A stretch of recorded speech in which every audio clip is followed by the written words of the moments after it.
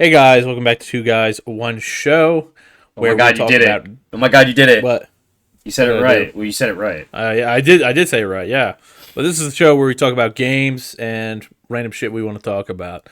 Not much more, honestly. I mean, we'll No. probably talk about weird shit, but it is what it I mean, is. maybe you'll But make me angry like you did during Astrobot today, and we'll get into a fight. yeah, There's always a chance that we get into a fight. there is. Yeah, yeah, and then I don't know. I was gonna Yeah, say I don't something. Now I know. fucking That probably blank. whatever you were gonna say probably wasn't safe for work. Oh, that, it was. It was. I was just thinking of you when you like that one time it made you angry in high school, and then you just were like we like for some reason sat right next to each other on the bus. Not like next to each other, like sitting in the I same seat, I have such a but we terrible just memory. sat I don't remember whatever you're about to say. adjacent to each other, and you were just like leaning. I took a picture of you, and you're just like leaning against the window, looking out. I just remember Okay. that, and you look super fucking angry. Well, I probably was super fucking angry. Yeah, it was because I wasn't showing you a picture. If you remember, recall that at Oh all. yeah, I do. I do recall that now, and also you're still an asshole for that. But let's dive into this episode. Today, we're going to be talking about sequels. But first, let's get into our debrief of games that we've been playing this month. So, what have you been playing a lot of? I mean, I know kind of what you've been playing, but Okay, well, we were just talking about Ghost Recon Wildlands. We played one mission of that, and then that stopped. was a little bit of chaos. Yeah. Yeah, I mean, going back to it from Breakpoint, I will say it's a little rough. It's a little rougher than I remember. But I think that's just Yeah. like the difference between a game that looks a little bit newer. I've been playing this racing game. I think I talked about it in an episode called Gravel. I got it for like really cheap on PlayStation during this most recent sale. And I don't know, it's fun. It feels like a PS3 era game. It could be a PS4 era game, and I don't know. But it's just like an old school style racing game. It's mission based, and it's like off road racing, and it's just a fun like turn your brain off kind of thing. And then Yeah, those games are nice. together we've been playing Payday and Helldivers, Yeah, and Payday 3, Helldivers 2. obviously, well, I don't really think we have played Fortnite because I think you uninstalled it. Uh, no, I think we did play Fortnite a little bit this month. I mean, Yeah, we definitely played a little bit this probably month, towards the but beginning. yeah, not And too much. but the big one for me, obviously, is I got Sparking Zero, and I've been playing that. So yeah, I have my thoughts about the game. I guess you What, call this my formal review. So after, I'm gonna pick the game box up and look at it longingly. After putting, let's see how many hours I have in this specifically, so I can be like super accurate about it. 5 hours. I got 5 hours into the game, and I think that's enough to tell you all you need to know about it. Basically, if you're not like a huge Dragon Ball fan, this game is not worth $70. It's just not. Um, it's really not even worth $70 if you're a huge Dragon Ball fan, and it's kind of disappointing to say. I'm actually like, I'm so conflicted, right? Because it looks amazing, it plays fine. It's just like the content is very bare bones. It's like there's not a lot there, and I don't know how to feel about it because I feel like a lot of people are like super like over jacking it off, yeah, that and is like all I see. To be fair, like in my short feed, it's just everybody's jacked that. well, and because it does look great, but like it's the story mode is weird. It's just like a weird mission based mode, and then the mission creator is fine, but it's nothing you couldn't do in versus battles against the computer yourself. At least I didn't dive that deep into it. Maybe you can like adjust their stats and stuff and make them harder. I don't know about that, so I won't. Don't quote me on that. But it doesn't seem that much more important. And there's like super long transitions between all of the menu screens too, which I feel like is just like wasting your time in the game. Instead of in previous games where they had like 2D animation in the background, now they're doing like using the 3D models and doing these like 3D backgrounds as you switch menu screens, and it's super slow and annoying. And I don't know why they got rid of like just using like normal 2D backgrounds that look. I don't know. That's just a weird gripe of mine as well. But like the gameplay and the graphics look great for a Dragon Ball game. Like it's everything you could have wanted in that respect. But I feel like it's just they really skimped on the content. Like no like full cutscenes, like no full story with cutscenes, and like I don't know. Also, the way the character like select is set up is like really ugly. Sorry, I just opened the game box. Um, yeah, I don't know. That's really all I have to say about it. It's weird. It's like a 50-50 for me. Like I'm loving it, and I'm also really disappointed in it at the same time. And I Yeah, don't know. yeah. It's like a I don't know. It's like one of the worst feelings. It's kind of like coming back, and even though it like looks great, and feels great too. It's just like just a little hollow. Like it hasn't. I don't know if you think this, but I don't. Is it like something where it's hasn't like since what it's been like That's 10, 15 years yeah, since like the 10, first game, the 15. last game? Yeah, 10, 15, something like Yeah. that. So does it feel? It doesn't feel like it has had 10 years like worth of difference. Do you think, other than No, like graphically? I mean, it feels like a downgrade in everything except graphics, basically. Yeah, which is definitely And not what character you want. roster, because obviously you have more characters from the modern stuff. But like, Yeah. as far as gameplay or like game depth, not gameplay depth, because the gameplay is very deep or deep enough for a game like this, and it like feels good. But like the game itself's own depth in like things you can do and things that their game provides you to do is very surface. It almost feels like a mobile game in the way that it's structured, like single player wise. And Interesting. because there's like a challenge like system where you can like unlock stuff for doing challenges, and also everything just looks like all the assets in the game look like asset flips from like Unity games. It's so weird. Like all the boxes that come up when you like level up are just like the most boring. Like it just feels amateur, though it looks Hmm. amazing. And I know I keep like reiterating this. It really feels like a fan game to me, and that's not necessarily a bad thing in certain respects because a fan game would probably have all the characters you want to play and might even play really good. I mean, Hyper Dragon Ball Z is like a based on that Mugen like 2D fighting engine, and that's like one of the most popular Dragon Ball fan games. So it's not like a fan game can't play good and look great, but everything feels like the money behind it was not spent very well, and maybe I don't know. I don't know. I'm kind of running to the end of my train of thought on it, but it's just a very conflicted feeling. Yeah. Yeah, and I really do hate when that happens because um even like something like I'm playing right now where it's um I'm playing Vision Man, of course. Like we've talked about this a lot, Yeah. but even something like that where like it honestly doesn't feel like it should be a $60 game. It just feels like Yeah, no, it's this fun. game feels like it should be a $40 game. Yeah, and I like honestly, and I don't know if this is a hot take. I hope not, but honestly, don't think those types of fighting games should be $60. No, they should be Honestly, $30, really. I mean, especially if you're going to charge me a bunch of money in DLC. Like, yeah, yeah. I don't understand. Like,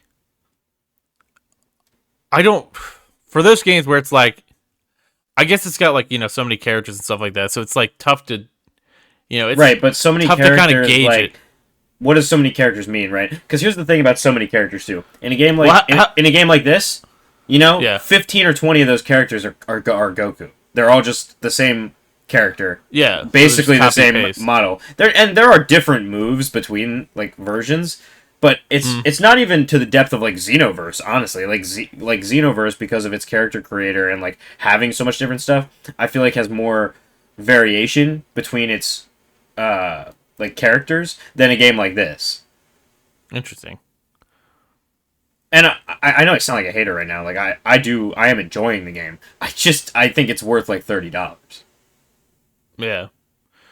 Yeah, and that's like kind of like the thing I didn't get about the newest Ninja Storm game as well, because it's honestly like Well, that's a whole another story those because games are just like I don't want to say, but like for the most part they look pretty copy paste. so the Ninja Storm series has this weird thing they do. Not weird thing they do, but it's like a thing where in between the major like numbered releases, they'll release like these side games. So the first one is Generations, I believe, and then Revolution, which came. So Generations was between one and Three and or two and or three, maybe. two and Yeah, three, yeah. 2 and 3, and then Revolution was in between 3 and 4, and then Mm, Connections now is the like in betweener game after 4. And I honestly, they already said they were done with the series, so I don't know if there's going to be another Ninja Storm game.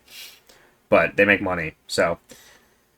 yeah. Uh, but Connections, the thing about that is all of those like side games are just like roster updates basically. And games like that, and I've said the same thing about like EA's like sports games. Anything that's just like a roster update and is essentially the same game that you're peddling me should be like $30.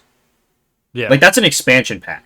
Especially because physical games are basically going out the window like before our very eyes. Like these are expansion packs at this point. You don't charge me $70 what you would charge me for a brand new game. I don't know. It's very frustrating. I can see that with like I don't know. I can even see that with like a lot of these games that are coming over. Like even like I feel like Mortal Kombat is kind of like a weird thing too. And I'm not saying Mortal Kombat. Like I think Mortal Kombat has more consistency, but Yeah. like I feel like the games themselves. They Like, also from what don't I've come out very well. I guess a lot of these games don't come out very often either. But Mortal Yeah. Kombat 2 is like I think with Mortal Kombat 1 it's a little more justified because it seems like they changed the engine and like completely Yeah. redid everything. So that's like more justified. But like between Mortal Kombat like 10 to 11, like no. Yeah, I like to me, at least from like what little we played. I don't know if I played it before when I like first played it, but like I have a decent little bit of experience with 11, Yeah. and 10 didn't feel that much different. No, 10 and 11 are And similar. but like 11 did feel worse. I'm not saying it feels better. I think 9 is 10 better a than both of them, but 9 also Yeah. is like a completely different generation. Yeah, so it's kind of like a weird thing where it's like these games. Honestly, like I don't think 10 looks that crazy different than 1. Honestly, like Oh, I mean the graphics are like definitely better. I mean, they're definitely better, but They're they're sharper. not like They're sharper. they're sharper, but it's not like leagues above. You know what I mean? Like No, I understand. I think you could like you could have had 10 lead up to 1. You know what I mean? Like Yeah. I don't think you needed that middleman in there where you could just like update the game, even did like a pseudo remaster. You know what I mean? Yeah. Like a PS4 to PS5 upgrade. You know what I mean? Right. Like that kind of thing. Like you could have done that, and the game probably would have been like just as good, if not better, probably than Yeah, because I feel 11. like a lot I of think people don't like 11 as well. I and haven't I feel like played the it problem enough to know how I feel about the it. problem with like fighting games too, especially, is like I feel like they started skimping on their campaigns like way more than they used to. Yeah.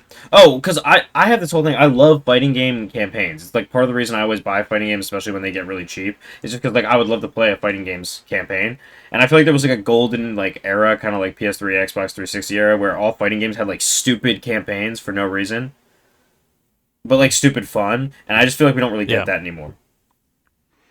Yeah, and it's just I think we've talked about this in the whole last episode where we're talking about multiplayer games, where it's just like the phasing out of like single player multiplayer experiences. Yeah. Like honestly, I wouldn't be surprised if we just start getting fighting games without any fucking campaigns anymore. Well, I mean, this game, you know, I had said before about Sparking Zero, I think in a different episode of something, that it wasn't going to have split screen. Well, it does have split screen, but, you know, the split screen only has one map. You can only play one map on the split screen. Like, it was like an afterthought. fuck? Because they weren't originally going to add it. I don't even know if it's on the disc. Split screen might be in the day one update. Just because, like, That's people were crazy. pissed that they didn't add it. And their excuse is that the PlayStation 5 can't handle the world destruction of the maps in split screen. And I'm like, no. That's fucking bullshit. I just played Astrobot where he like fucking jumps on something and shoots like gems and cum everywhere. Like bullshit, dude. The map destruction in this game is not that. It's not that bad. Like that's serious. yeah, I think that's crazy. And I there's think just so that's- many glazers for everything. This is like anything. This is not just Sparking Zero, not just video games, anything. There's always glazers on the internet. Like I just hate going and looking stuff up. Like I was looking up the whole split screen thing.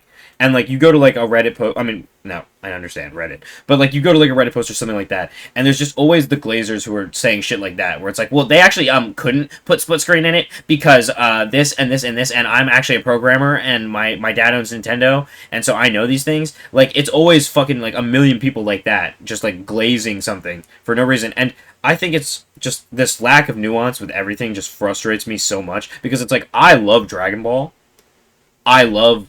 Oh, I don't love it. I like this game a lot, but it also has a lot of issues that I think the community just will not address because, like, you kind of just get swept up in the fervor of like something being either good or bad.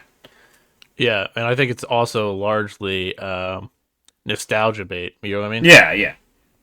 It's like, and then if you have all these people saying they love this shit so much for so long, like you see some of these If games you that are love like, something, you should be able to criticize it. yeah, That's and basically I like what think I'm saying.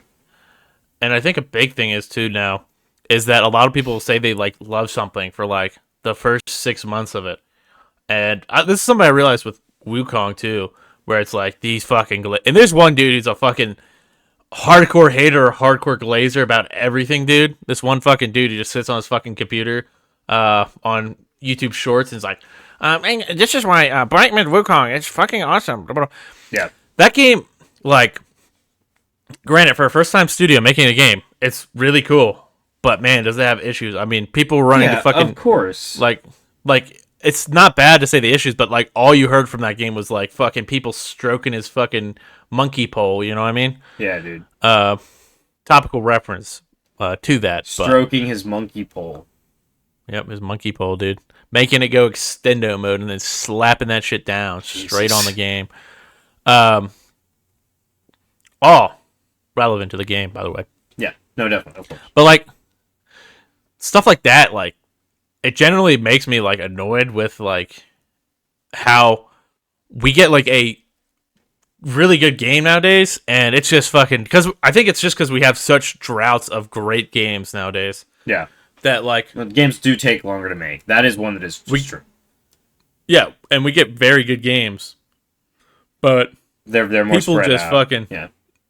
glaze the fuck out of any one that comes out that's like Well, yeah, and I think the drought relatively does good. that, especially for like double A and like lesser releases that aren't like the top of the line release. Because I wouldn't even see Dragon Ball Sparking Zero. While it has taken the internet by storm a lot, I wouldn't say it's like the top of the game releases this year. You know what I mean? Like it's probably in the like B tier.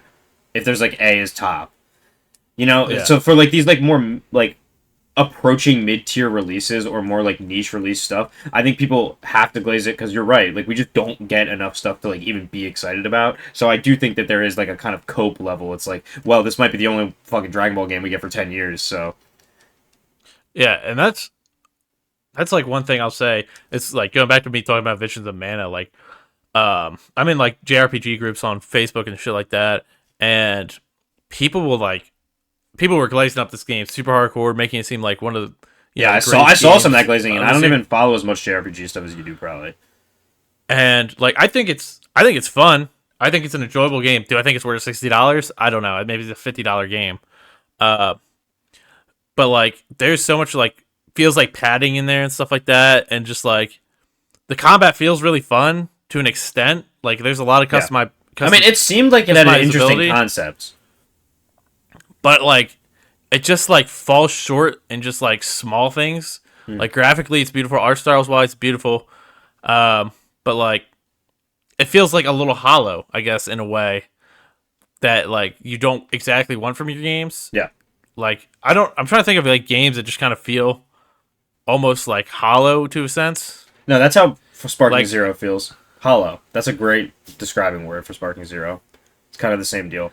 I think it's a problem that we're seeing more often now because games do take longer to make, but also I don't think that companies like it's easier to add stuff later, so you kind of make a hollow ass game with the idea that maybe you could add stuff later that people want. Yeah, and I Because that's like a cost saving measure, right? Like you make like basically a fucking skeleton of something and put it out. They don't even do early. They used to call it early access. They don't even do that anymore. Now you just put out a game that's just clearly not yeah fully formed. Because like I don't know. Like I'm not trying to sound like a boomer, but I'm sure that we do, and I don't care. Like going back, I have a PS3 and a PS5. Those are the two home consoles that I currently have. Going back to my PS3 and playing one of those games, and look, of course, there's always like glitches here and there and like rough around the edges stuff from that era, but actually there's a lot less in my opinion than there is these days as far as like glitchiness goes. And second of all, most of those games are fully formed experiences, even like the double A like weird PS3 games that I have. And yeah I think that it's just now the culture is like basically you just put out like the skeleton of what would be a fully formed game. Like looking at something like Sparking Zero, like I can look at it and be like, okay, with all of this, and this stuff, this would be like a fully formed game. And I have those Dragon Ball games that I'm thinking of that have the fully formedness. Like I own them. like games where they did it better in so many respects. So it's just very frustrating, kind of like situation to be in. So if that's how Visions is, it doesn't surprise me, but it's also like very very frustrating. Yeah, and like I'm not saying it doesn't have fucking good parts in it. One week, what other game was I playing? What other game am I thinking about? I'm fucking Not sure. oh, New World. Oh yeah, Somehow New World and fucking Visions of Mana had like an identical fucking quest line. It was so fucking weird. Like the really? first quest line and fucking so like the first main quest line in fucking New World is like you kind of get to the city and you realize like this girl's supposed to be leading and they're waiting for like this guy saying, "Oh, the true king's coming," but basically he's like a fucking greedy person and he basically like revives the dead king Right. and it's like a fucking monster basically. So you're like, I need to fucking stop this. And Visions of Mana is literally, I mean, it's like has like because he's kind of like the I guess like this girl leads the city, but like this guy's like the main kind of ambassador for the city. Yeah. And then like the exact same thing, Visions of Mana has a dude who's like a fucking weasel basically, which Yeah. both like weaselly characters. And the girl who's the queen of the town is the one who's called to go to like the fucking tree and sacrifice herself. Right. So he's basically gonna use that to take power. And it's like I just played like the exact same thing, just two fucking mares trying to take power over somebody else because somebody's like about to lose their position. Basically, it's kind of weird. I didn't explain it fully, but it's just like getting like same subplots in games that are like, you know, Well, pretty recent. It's like kind of like I wish that certain games just didn't fall on like it makes it feel a little hollow when games just fall on the same plot points like so many times. yeah. And I'm not saying like there's only so many fucking I plots and story making. You know what I mean? Yeah, I think the most ironic thing to me about the Sparking Zero situation, I just wanted to mention this. There's this guy who was like, clearly doing it, I think, as a meme, but like really exaggeratedly to having like bad takes about how bad Sparking Zero was going to be, and it was like pissing the whole community off, and all the like people in the community on YouTube were like making react videos to this guy, like being an asshole, being like Sparking Zero is going to be the worst game ever. They can't even do this, like shit like that. Black Air Force energy, like shit. Yeah. And this guy, the one point that he made that has definitely come true, and I think it's just so ironic, is like one of his big points was that they didn't have like any maps in the game. And while there is maps in the game, of course, there's a few. Like, unless you're playing split screen, then there's only the Hyperbolic Time Chamber, which is a good map, but it's still only one. It is missing like fundamental maps for like every single Dragon Ball game has had. Mm-hmm. And it's super bare bones, and that's another reason like the story mode doesn't even really work that well, because I'm thinking about parts in the story that I haven't gotten to yet that I'm like, what map are they going to use? And I don't think that there's unlockable maps. Now I could be wrong about that. I haven't unlocked a map in 5 hours of playing the game, but I believe that those are the only maps, because when I looked up unlockable maps for the game as well, it just came up with, are there any more maps for split screen? And the answer is no. For that game kind of too, I think it's Toriyama, right? Yeah. His death is also just making fanboys glaze it even harder, though, because Yeah. this is the first game since his death 100%. that's like not, of course, not Sandland, because that is also a game that came out since his death, and maybe there's a fucking Dragon Quest game that came out too, some random bullshit side Dragon Quest game that they make. Right, I did actually just do the coolest thing ever in Sparking Zero, but that's beside the point. But like, I think that also just makes fanboys be fucking fanboying even fucking harder, and just like go over the top, because it's like we want this thing, like it's that nostalgia bait like I was talking before, like we want this thing to be great because it's like the first time we've had his this death game has definitely affected the yeah, it's the first time we've gotten this game since our fucking childhood, and now the creator's dead, and this is kind of like what his legacy's like. This is the first game that's kind of like one of his legacy games for Dragon Ball. Yeah. You know what I mean? No, I agree. I agree generally. It's like, I don't think it's it's affecting it that much. I really think this is just kind of how the Dragon Ball community is as well. Yeah.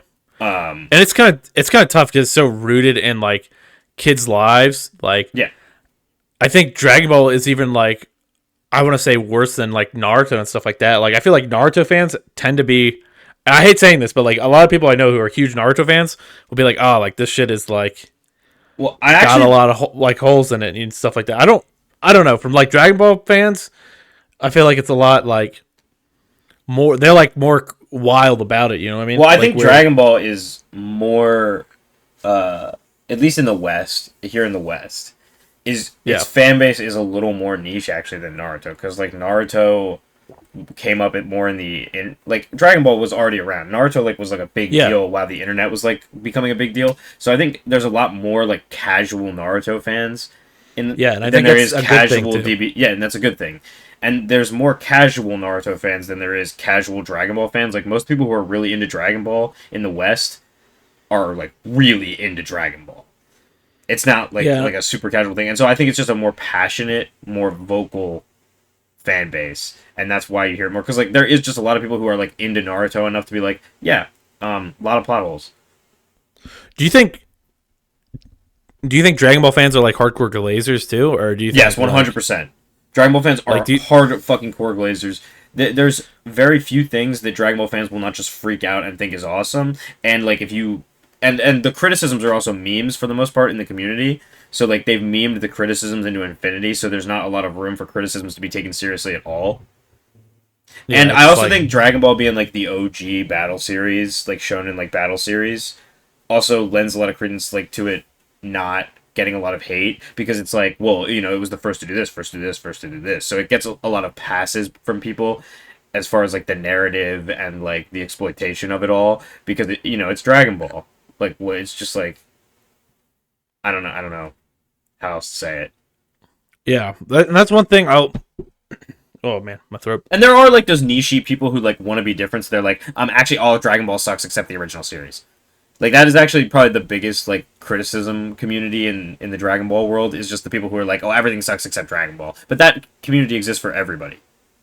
Yeah, Like, there's definitely people who I'm just using Naruto as the example, but like in the same vein, I'm sure there's people who are like, well, part one of Naruto is awesome, but Shippuden sucks, or like Naruto is amazing, Boruto sucks. Well, Boruto does kind of suck actually, so that doesn't really track. But yeah, and I mean you find that like another big one that I know that you and me have both been into deeply is fucking um is Star Wars. Like Star Wars, no matter what, yeah, like you gets released, it's either like Star Wars is like a dirty thing to talk gets about now.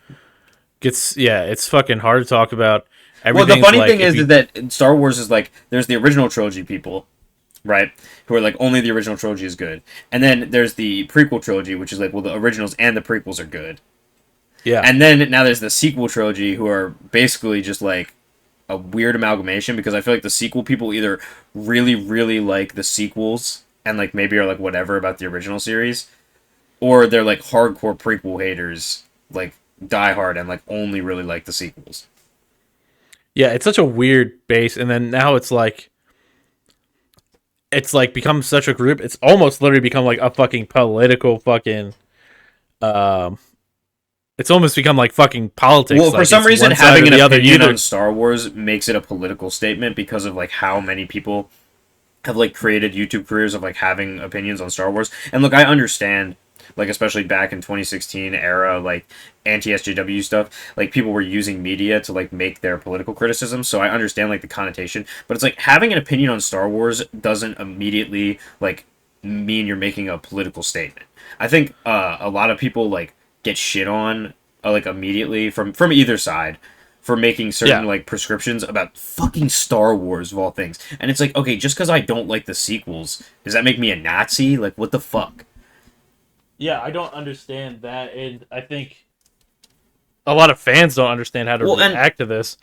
th- Also, I accidentally just shoved my fucking my whole mic off my desk, yeah, so I I'm gonna be heard actively the talking like audio this. change a little bit, So yeah, I'm actively trying to get my fucking little grippy mount back but on. anyway, we can have a whole conversation about Star Wars sometime.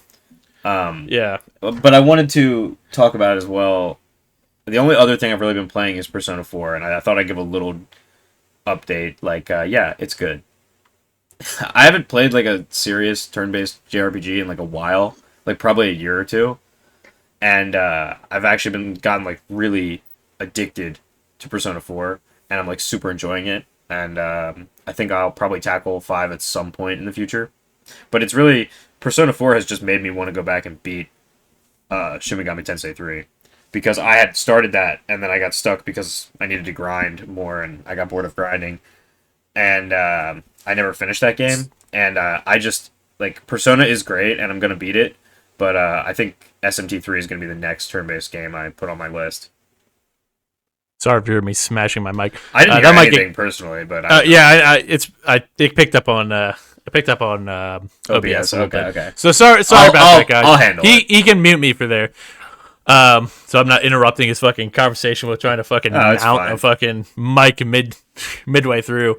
But Anything else you've been playing that you want to talk about?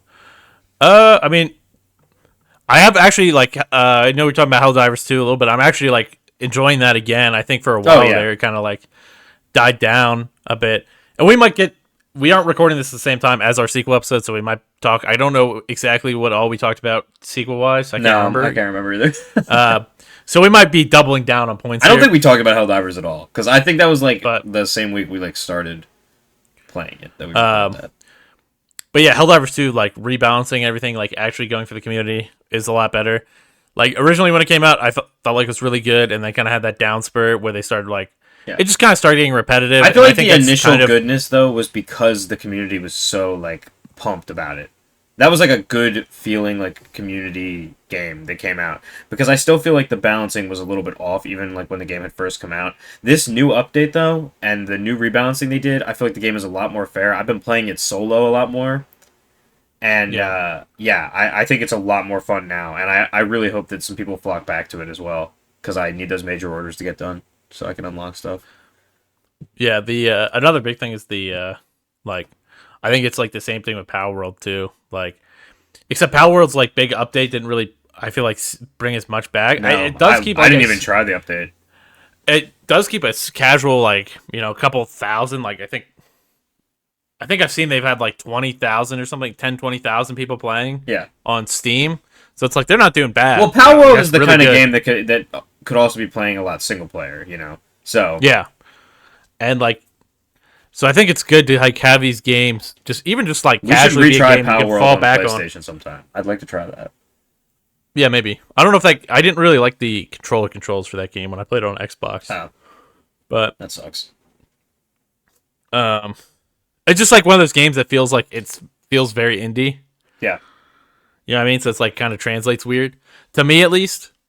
And I will say actually, like us playing Risk of Rain the other day, even though it crashed after one level, like that game used to feel really indie on console, and now it feels a lot I don't better. know if I recorded that. Dude, I don't think I recorded it. What, the crash? Yeah, I might have. I'm not sure. Or weird. I don't know what happened, but Basically, from what little we played, it felt okay.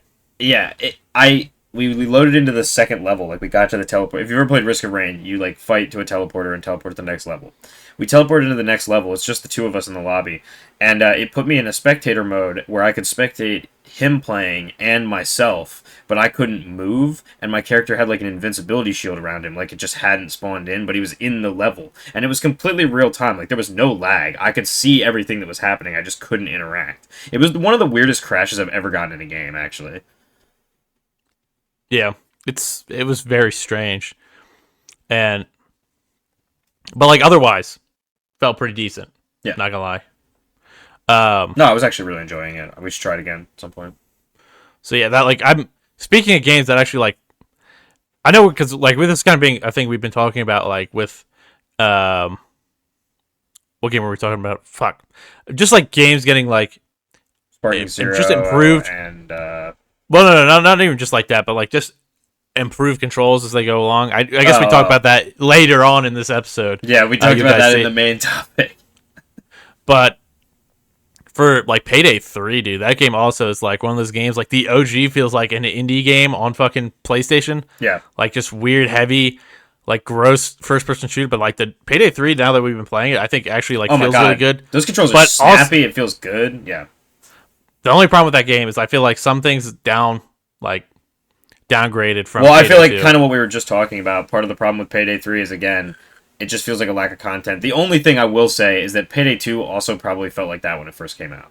Because Payday 2 got so much stuff added to it. And Payday 3 actually has a lot of content added. We just don't have the season pass. So, well, I do. Well, you do. You do. Yeah. But even like still like It just is like a different game. So it's like because we like playing stealth. Is our Right. big thing. Like we're big stealth, which I think most of the community is like big stealth players. I don't know how much of the community is just like, oh, let's just run and gun every game. Yeah, no, Um, I think the goal is to play stealth. Like sometimes we do just run and gun it when we need money, but and I think this game feels way better running and gunning no, now. I do too. Because like I feel like I'm more. It just feels like I'm in better control of the character, which is all I can really ask for from a game like that. Yeah, definitely. Like the just like everything's better. Like you getting ammo from cops and stuff. Like I feel like in the old game you used to run out of ammo so quickly on stuff. And I think this game is just one of those games that needs Also, like. though, we've been playing on pretty like mid difficulties so far because we're pretty early in the game. Well, we were playing on harder difficulties for the. For I the was putting on. for I the think the casino. second. Yeah, the second hardest. I was putting it on Oh, because I didn't even I was notice trying to that get then. the. I didn't. I don't know what it is, but I know at certain ones they'll like escort you out if you go into like try walk up to like the area. So Yeah, that is like a different kind of thing. I don't know what difficulty that might be in the hardest difficulty, yeah. ultra kill. But yeah, we were playing harder difficulties for Well, that, and I still think it feels pretty good. yeah. No, I agree. I think it feels really nice. How's Silent Hill 2? I watched you Silent play a Hill little 2's bit of it, so yeah, yeah, it's really, really, really good. Kind of like Silent Hill's kind of been one of those games for a long time for me, and I say a long time. It's kind of tough because my first Silent Hill was Downpour. right. So that was my first Silent Hill, and then I went back, played one, played two, and I mean I've played PT, which RIP, but like this game just like has everything I want, has like that feeling of dread, which I still like. I think it's because I was younger when I played it, and it's still just like one of those games that like atmospherically creeps me out more than like any other game. Yeah, Because even like Downpour, when I tried playing that again a while back, I was like, holy fuck, I don't like this. But yeah. still, one of like just my favorite games to play because I think it's like a truly frightening game that isn't just like let's jump scare everything. Let's just have a creepy atmosphere and let's have like enemies that pose a challenge and a threat to you. Yeah. Which Well, I and think I is think like a, that immersion is way more powerful. I mean, I think it's yeah, different. Like when I was watching you play and we were talking, like obviously it's different than if you're just playing alone. You know. yeah. I think I, horror I, I games basically become comedy when you're playing with other people. So Yeah, and I try not to play fucking at night with fucking this game. Like alone, I'm trying not to play at night. Honestly, I'm like, fuck, dude. It's just creepy atmosphere. Now, I do think I don't know why, just like the original fucking um, Pyramid Head. I'm almost said Knife Head again, dude. knife head, Not dude. fucking Pacific Rim, Insert but video of knife head over this. Pyramid Head. I think just like the more graphically like better he gets, and maybe it's like when I originally played Silent Hill 2, Yeah. but Pyramid Head just looks like more like a meth head now with a fucking big ass fucking piece of metal on his head, which is whatever. Yeah, I it's mean, I just think like, there is something lost in the graphical update as well as there's something gained. yeah, like I think like just walking through the area and like how foggy it is and everything. I don't know. It feels like a really good game. It's just I don't know. Haven't had too many problems. I had one crash, but otherwise like it's great so far. Very faithful. Um, just like atmospherically, sound design, everything is amazing. All the voice actors are pretty good. Just faces look really good in that game too. Yeah, Um, it gives me a lot of hope for MGS Delta, which I know we talked about the other night. yeah, and actually gives me hope for a game we'll talk about later in the news segment at the end. So I don't Okay. want to just talk Okay, about that well, yet. well, we're probably getting pretty close to that news segment. I didn't get to talk about one game that I want to talk Oh. about that came out this month. It might be my game of the year. We'll see what happens. But Am I just Warhammer like... 40K Space Marine 2. Oh, okay. I thought I was blanking on something. That is like my big game. And I think I didn't get to talk about it too much in when we actually recorded this middle section, Yeah. which now we're like spoiling our secrets. But that game is like, to me, such a great sequel. Everything feels so good. And it's just been one of those games like multiplayer is so fucking fun.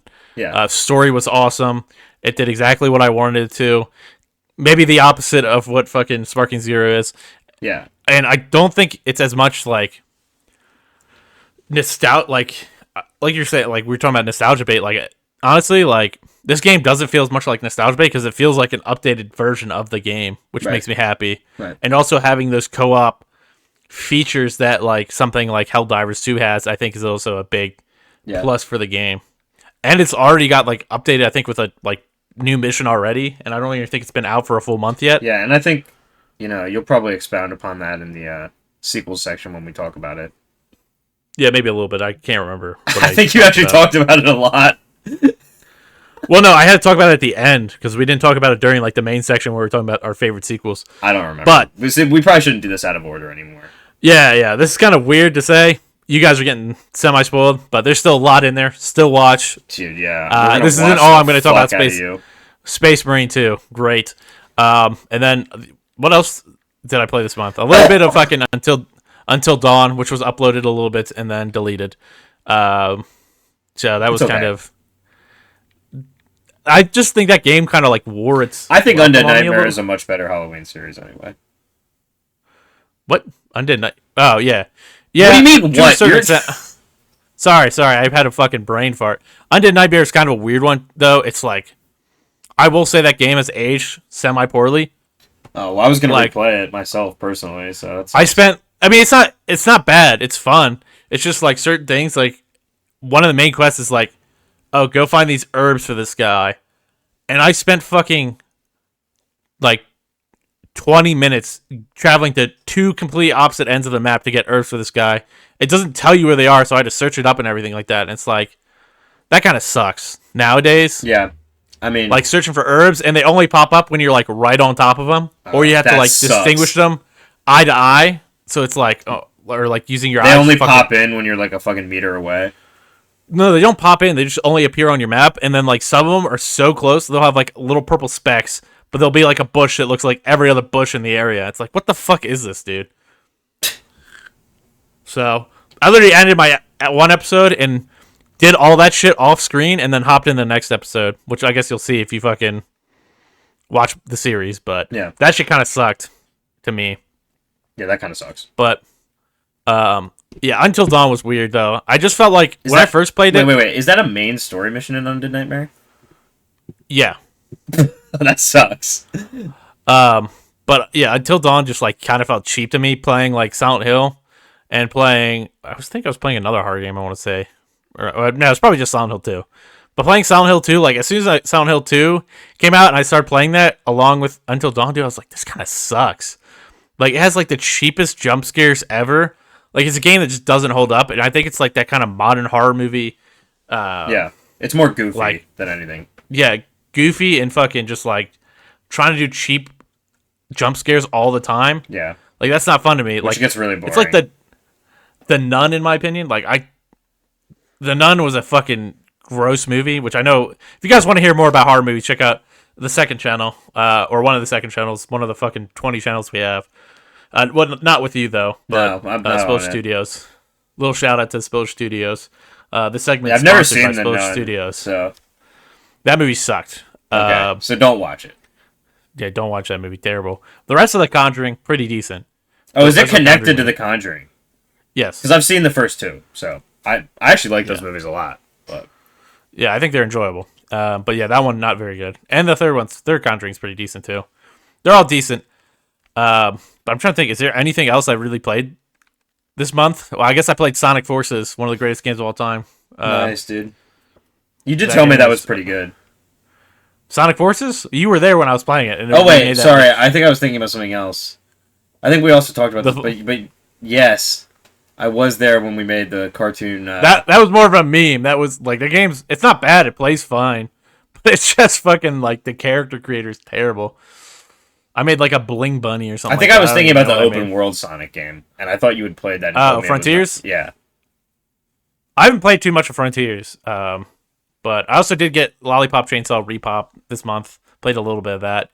Just because I thought that was interesting. Because it's like James Gunn helped make it and stuff like that. Yeah. But it's a little janky. And I feel like it's weird to make a series on. Because that was my series I was going to do after Until Dawn. And then I switched it to Undead Nightmare. Because I was like, I kind of want to play this. Yeah, dude. It's time to do Catherine on the channel. Yeah. Catherine Undressed. Yeah, whatever it's fucking called. But yeah, I think that's pretty much it. Other than New World, which I'm enjoying a lot actually from the first time I played it. It definitely feels a lot better than the original release. Yeah. It does lag a little bit in cities on PS5, but not too bad. That could be connection issues too. So I don't know if it's connection. It's more. no, but I mean, well, like, there's so many players in one spot. Yeah, is Yeah. what I'm saying. Like, it could be. I am also on Eastern servers on there, and I was just like, it automatically put me in Eastern, U.S. East, and I was like, is what you're talking about. yeah, Yeah. and I'm like, oh, I'm already gonna be moving to the East Coast soon, so Yeah. it kind of makes no sense for me to change it. So No, that's fair. Do you want to leave it off to the main topic then? yeah, and now we'll start our little section on multiplayer sequels, video game sequels. Multiplayer sequels aren't a thing. Well, I mean, technically they are, but yeah, you get I it. guess, yeah. Yeah, Destiny 2 sucks. And I knocked my fucking mic stand off. All right, again. well then let's move on. All right, we'll be right back. All right, let's get into the topic Hell yeah, now. dude. Of course, video game sequels. Let's discuss what we think is a good sequel, or what makes a good sequel, No. I should say. How about we don't? What is a good sequel? We don't discuss anything? All right. Okay. Yeah. All right. Well, how No. about you start and tell me what you look for in a sequel? I'll tell you what I look for in a sequel, and maybe somebody will be interested in that. Yeah, hopefully they put down in the comments what they think. No, makes a I don't good want to hear sequel. that shit. I'm sorry. Yes, no feedback. Super indignant. Zero today. comments. But yeah, like when you're looking for a sequel to a game, what are you like most looking for coming from the game prior? I guess it depends on the game itself, but in general. So my big thing I'm looking for in a game is character development, or like that your character has developed from, the last few games, which I find it's like some games you have that problem where they just like seems like they fucking completely reverted back to their old self, or like learn nothing in a certain way. And then also, like, even if like Red Dead Redemption 2, I will say this, like, that game works as a sequel because it's like a prequel sequel. Right. Do you know what I mean? It explains more of the situation. Well, and sometimes you can't happening. do like a direct sequel story wise. Yeah. It's kind of hard depending on what happens. And then I think a big thing is kind of expanding on your mechanics in your game. Like, I think if you come in, or you don't maybe necessarily have to expand on your mechanics. Like, I think there's some things that work. Like, for me, like Uncharted works because there's not much more to expand on when you're just playing a third-person action shooter. Right. You know what I mean, making It's the not like- controls better. like- Uncharted, making the controls better would be nice. Yeah, but I mean, I fine know. with I know. I feel like if you know, played them when you were younger, we've had this conversation, but let's have it right here. If you played them when you were younger, like, I'm sure it doesn't bother you. I just couldn't get into Uncharted because of the controls, honestly. I feel like they're a little dated. Even for they're a lot better than PS3's the sake. first game. Yeah. I don't think they're dated for PS3. PS3 has some terrible game Yeah. controls. I mean, that's true. All right. I'll grant. It's still like when they're figuring out controls. I'll grant you that. To be fair, But yeah, like PS2, no idea about controls yet. PS3, they started figuring out controls. Like Call of Duty, kind of like standardized controls, Right. I'd say. And then we kind of went from there. And there's still games that still don't have good controls, like the Fallout, like, or Bethesda games overall. No matter how many sequels they make, Well, they I do can't think fucking make their controls any better. I think the controls in those games are just floaty because of the engine. Like, I don't really think there's much they could do to make that more. No, I mean, I do think Starfield feels better than a lot of Right. those. And I other haven't games. played Starfield, so I don't have the Like- context for that one. But I'll take your word I just for it. mean like the controls, as in like how they're based and everything like that, and having like just weird button Yeah. placement. I would say more weird button placement. I feel more like than- button placement was also like- like harder for a lot of older games when there was Yeah, I think when there was so many different controller layouts. Like, controller layouts also kind of standardized at a certain point. So yeah.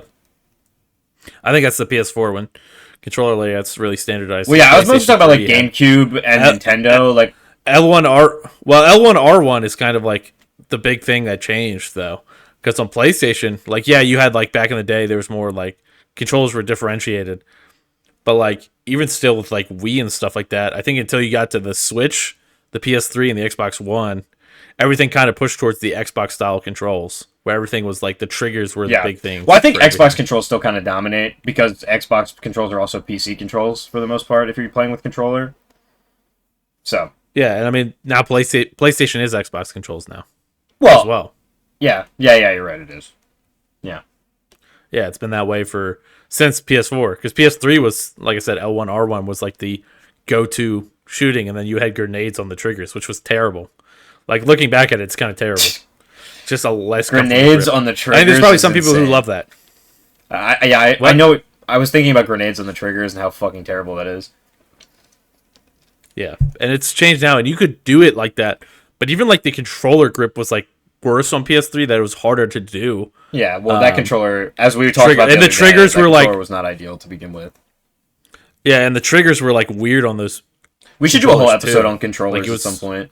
Controller tier list. Yeah, yeah. That might be a way to way to do it. But yeah, going back to like features. Well, and I stuff, actually wanted to yeah, say like I that said, kind of leads into what I was saying because, like, for me, the biggest thing I look for, like, obviously story is important if you're like invested, but in general, if we're like just doing general statements about sequels and video games, I just look for like better gameplay and better controls, or at least like take the gameplay and like iterate it on it a little bit, like add something for me to like give a shit about. I think some games just kind of like rest on their laurels when they have a system that works, and that's fine. But I also think it gets stale, and then when it gets stale, you get like weird reactions, like the XO Call of Duties and stuff, because people were finally stale of you like not adding anything interesting. yeah, and I think that's ends up being the problem. And now they're trying to revert back too hard, and then now they're like I don't know. It's They're like they're trying to undoing good change changes it, but then that they made. yeah, and then like adding worse changes. Like I don't know if the all around movement, like yeah, it seems like a cool idea, but is it really? Dude, I cool know for the people who are casual so gamer? hyped for that, and honestly, I could just not give two shits. Like, I don't know, maybe if it's just Yeah. like Call of Duty burnout from like years of playing every year, but like, I just don't care. Like, that is not going to bring me back to Call of Duty. There's no way that like a different movement system after playing 3 Call of Duties with a different movement system is going to bring me back. And also, Titanfall did exo movement better than Call of Duty, so whatever. Yeah, that is fair. Titanfall 2, great sequel, by the way. Yeah, Titanfall 2 is a great sequel. I never played the first And one though. I think that's don't know. another thing. Like that's when we're talking about adding features. I mean, that added a whole new campaign. Just made everything like streamlined. I think also streamlining your game is a big thing too. Yeah. Like I think if you add new features, streamline them in with the old features of the game. For Like sure. I feel like you could go like with certain things. Like you could go from like let's just say like Madden has a real problem with this right now, and Madden is not really a game that has sequels because it's kind of weird. Well, Like, it's I actually kind of year-based, wanted to not- talk and about it's based on are real sequels life. even a thing anymore. I mean, it depends. Some sequels are like I think Ragnarok is a sequel to like God of War. You know, No, what but I I'm mean? saying I There's, feel like sequels in the that. era of live service, we're kind of even losing sequels as like a concept. Like Rainbow is a perfect example. Like Rainbow Six should have had 2 sequels by now, but Yeah, instead they've just definitely. continued to update the same game. And again, like I think that also breeds that staleness that we were talking about, that like unchanging. Because we've gone back to Rainbow fairly recently, like within this month, actually, and Yeah, I think just noticing the staleness of it and how, like, even though they've added things, the game has not evolved, like, in almost any way, and honestly has only gotten more toxic because people just understand it to such a fundamental level now. yeah, and I think it stagnates. I think a problem too is like they'll do something like like I think a big thing with Rainbow in the past year or whatever in the past few months is they did a big recoil update, but like I feel like that doesn't reinvigorate. No, the recoil game, just you know what is I mean? more annoying. They just probably made it more annoying. It's Yeah, it's it made it harder to, like, band-aids. It's master band-aids recoil. on like a fatal wound, basically. Yeah. Like you are Yeah, bleeding so I out. don't think that kind of. I don't think that kind of works, and I think that's why sequels are so important to video games. Certain video games, I should say. Yeah. Like, you get certain games that are like, it's a one and done game, and then they force a sequel. Like that doesn't work. Or you get a game that's like you think is a one and done game because the first one kind of flopped. Yeah. And this is a thing I want to talk about Sure. later. Is like Nier, the first game was a flop, and they made Nier Automata, and that game's considered one of the best action RPGs of like the past. Yeah, I 20 mean, years. I've never played Nier Automata, but I didn't know that Nier existed until Automata. or Automata or whatever it Yeah, is. yeah. I wish I would have played that when I had it physically, but yeah, maybe I'll pick it up at some point. I actually might own it digitally. I'm just being stupid, but I'm not sure. Yeah, I've started playing the first game. Yeah, First you game's did tell me fun. I I should play just the don't first know. game first, but honestly, I think I'm gonna skip it because it seems a little obtuse from what I've seen about it. I don't know. I feel like the remake kind So of you like haven't played Automata, makes or you have? no. I've played them all, Okay.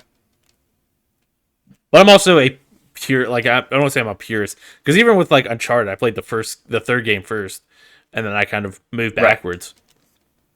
So it's kind of weird for me with like that series. But I mean, like I don't think you most have to games, play a I'm series in order very for the most part. I don't know. I'm like kind of a purist now. Like I've gotten to a part where I'm like I don't really want to just hop in randomly, especially like with a lot of the games like I play. Like I've been trying to play the Trails in the Sky series, and I know that game. Those games are very like dependent on you playing. Like you'll miss big lore spots and stuff like that if you miss. But I think it's kind of depends on the Right. game, like how much lore matters to the actual game. Like I know you played Witcher 3 without playing the first two, and now you're playing 2. Yeah. So I think it's like kind of a Yeah, weird but I also like read the first two Witcher books like when I started playing 3, so like I know more about the lore, so I don't feel like I really needed to play them in order. yeah, that's fair. And I think that's like it's kind of a different thing if you have something that's based on something else as well. It's kind of like a harder Yeah. thing to base on, you know what I mean? It's kind of Yeah, like I mean, if you already have that like you have the knowledge and like if let's say you read the first fucking 5 Harry Potter books or whatever, how many it's I think funny. I there's was 6, just right? thinking about Harry Potter. So yeah, like let's say you played the first or read the first few books of Harry Potter and then watched like the last 2 movies. Like yeah, you'll probably be Yeah. fine. You might be wondering where like some characters are and where some plot points are, but overall you're fine because you like Yeah. understand. Where if it's like a game that's like solely something that is like a new IP that's not coming from anywhere, it's kind of harder just to jump in and see what happens. Yeah. Because like I think if I was to like I think if we were hopping into like Metro Last Light and for our first series, what we did Right. 2033. If we hopped into Last Light, I think it would have been a lot harder to fucking um, understand what was happening probably at that point. Yeah, I mean, Like yeah, no, no, I totally understand. Yeah.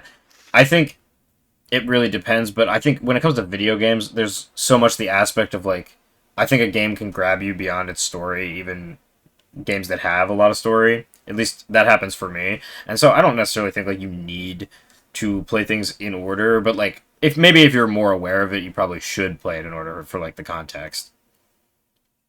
yeah, and I understand some games. Like some games, the old versions are unplayable at this point. Yeah. Do you know what I mean? Like there are some games that are Well, and fucking that's the tricky thing with remakes and remasters too, because it's like some games definitely need remade and remastered, but also I think sometimes it kind of just feels like cash grab for most companies.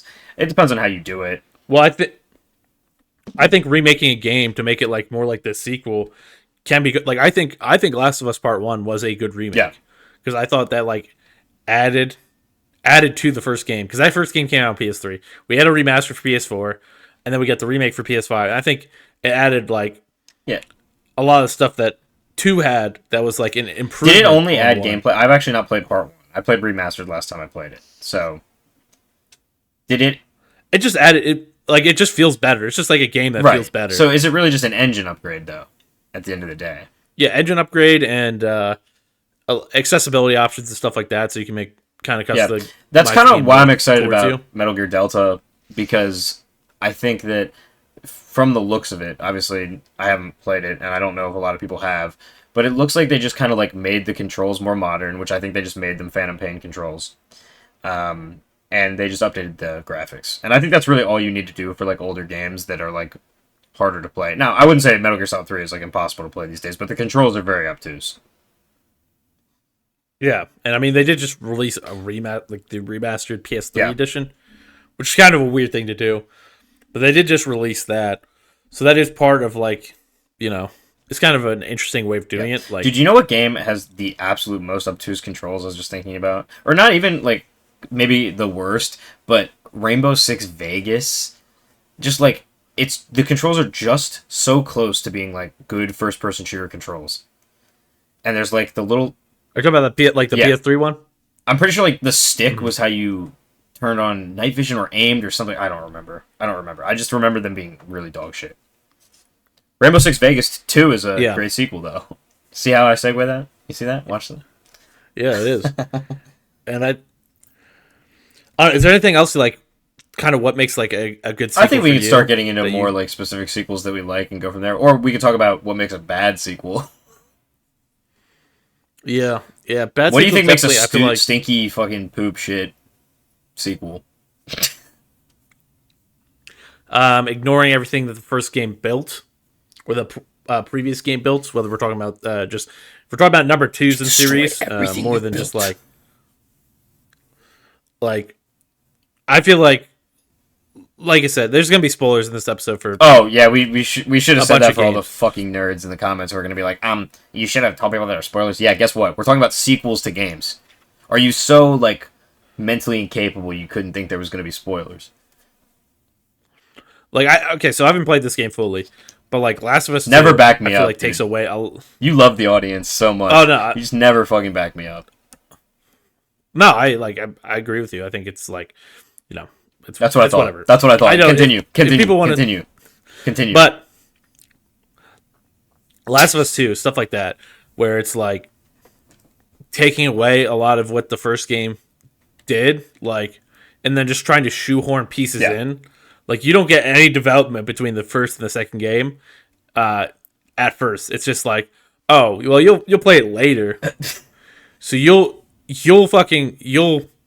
get more of a bond between adult like or an older Ellie and Joel after he's already dead. So hopefully it still matters to you. Like Well, no, I it think doesn't that's why fucking people were matter to pissed me about that game too, anymore. because it felt like a slap in the face, and that's why I didn't play it because I like got spoiled on it, and I was just like, nah. Like you could have killed him later in the game. Yeah. I think it would have I been mean, better. how early in the Like game does he actually get killed? Because I've never played it, so I don't know. like 45 minutes. 45 minutes? How long is the game? Yeah, like 16 hours, something like that. Yeah, I mean that's a little early. Yeah, so you really get like Do you nothing with do you him, or play like as we could have Joel gotten it. in the second game at all? I don't think so. I never got to a point where you. No, you. Do you? No, because I don't think you play as his group. Basically, what happens is like the beginning of the game, like he comes and Ellie's so mad He at him for comes? everything or whatever. Pause. Yeah, he comes. No diddy, no diddy. I hate myself. Yeah, so basically, you basically go out as groups, and you're with Ellie's group, and then you find out he died. But I think you do maybe play up with him until he dies. Like I think you play as him for a little bit. Okay. Well, at But least you get to play as him a little bit. it kind of, yeah, it kind of ruins the fact. They in add my a opinion. 2-hour Joel DLC that's $15. Yeah, and it's just like you get flashbacks. I know that's like a thing, and I know you play as like his killer, which like I feel like it's already traumatic to fans. Yeah. You know what I mean? That this guy got killed in this game. This character you fucking learn to love Yeah. for a whole game. And you have to And then play you as his fucking- killer. I mean, honestly, okay, in the most toxic way, I think it's like an interesting subversion. I think it is. could have been I think interesting, or maybe it is. Like I said, I have not played it, so I can't have like a full opinion on the story. I've just from what I've heard and watched on the interweb. I think it could have probably been done better, from what I've heard other people who I trust say about it. yeah, and I know like I definitely think there's parts like I think you could have just developed it better is like the big thing, and I have like no probs. Like I think like you said, I think it's an interesting point where it's like oh you get to play his killer and see how somebody else's situation is. Yeah. But But maybe how I much do you think- play as her though? Because like if it's like half the game, I think it's half the game, right? And I'm not like if sure. half Like, the game is playing as that, I think it's a little much. Like if you're gonna play as the villain, I feel like that's one of those like one mission type things. You know what I mean? Like I don't need to play Yeah. as the bad guy like the entire game. Like a great example is a game that I wanted to talk about later anyway. Is like Jedi Survivor. In Jedi Survivor, now this isn't a villain, but like you play as Seer for like one mission. By the way, it's sick, but it's like one mission. It just gets you to like show you a different perspective, and also like gets you like super powerful, which I think is cool. I think also that's a very like older action game thing, but I don't know. It like felt that way to me. It felt like a very classic kind of thing to do in like a PS3 style game. Yeah, and it's cool getting like power trips or like being I feel like you don't like get a lot of like I think power that's trip the stuff thing. anymore. I feel like it's just kind of like the progression of like your main for the most part in a lot of games these days. Yeah, I think it's like the way it's gone is like power fantasy games are now just all fucking roguelikes. It's like the big Yeah, thing. Like you get those games or where it's like, Souls oh, games, which to have the power fantasy you have to be like actually really good at or super high level. yeah, but even like then, like some of those games, you don't get a full like power fantasy. I'd say like you can't just use whatever you want and be good at all times. Like you can use it and it's like it's decent, but it's never like some weapons. I almost said guns, no guns, and well, Bloodborne, but and I think Bloodborne is a perfect game where it, like kind of keeps you leveled the whole time. Like you can be really powerful at all times. Yeah, there's a little bit of Just by grinding like in Bloodborne. learning mechanism. Yeah, like because you have to grind like blood vials I and stuff think like part of the that. reason that like Souls games piss me off a lot, and this is a little bit of a tangent, but the reason they piss me off so much is because the ones with leveling, like, would be a lot more fun to me if the levels didn't matter so much. But you literally just like stop doing damage to enemies at certain points in the game. If you're not like Yeah, a high enough level, and it's very frustrating. And then like I guess you'll say, oh well, Sekiro, and Sekiro is cool, but that's also a game that's like very mechanically difficult.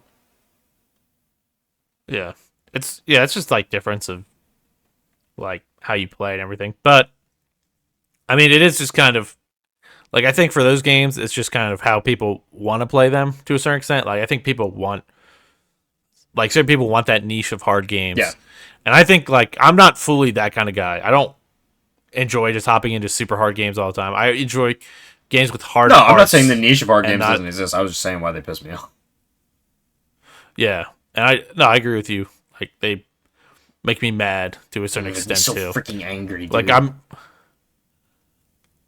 I don't really like Souls likes I rage less at. Like me, I get annoyed when it's like poor mechanics. Like I don't think Souls games have poor Yeah. mechanics No, to they an have extent. great mechanics. They're extremely like mechanically deep.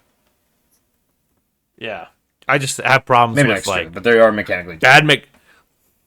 bad mechanics causing me to like lose stuff. Like, that's my I, problem with Madden, dude. Madden's like the one game that gets me to rage too because I think the mechanics are dude, terrible in NCAA, certain games. that kicking mechanic is the worst kicking mechanic they've ever put in a football game. Yeah, it's very It's difficult. not even difficult. It's just stupid. It's just dumb. I don't know. Yeah,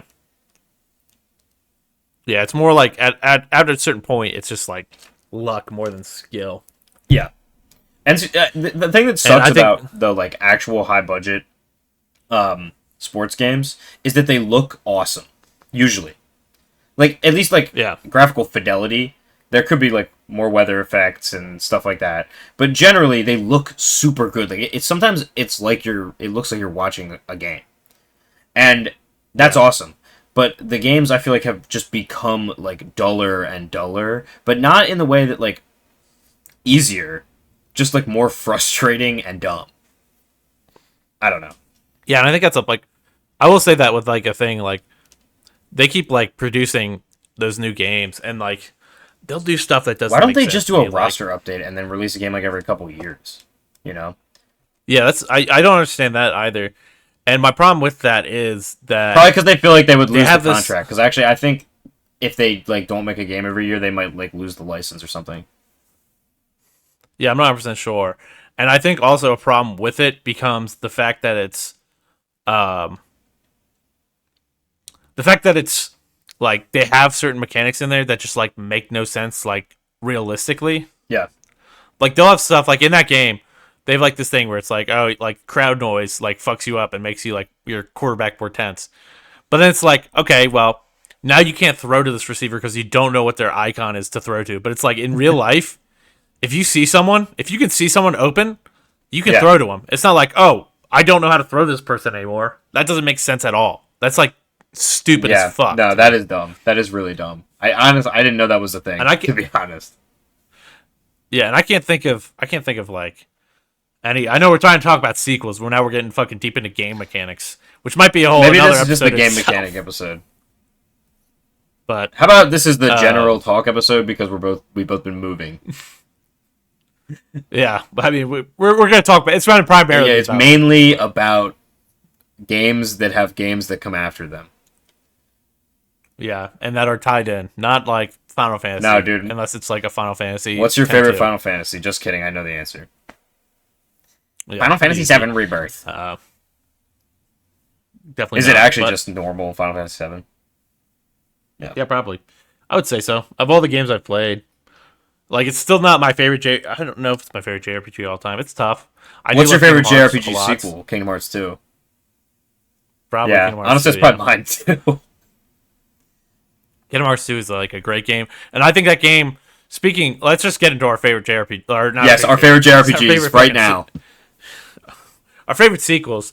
But like, I think that game does it perfectly. Like, yeah, it starts out. Things I don't like is it starts out where you like forget your lose your memory, so you're kind of taken back, which I don't I like. hate that in as a games. plot device, I don't but like being, I understand it. like it is kind of like a weird thing. And I say for like games that do that, it does it very well.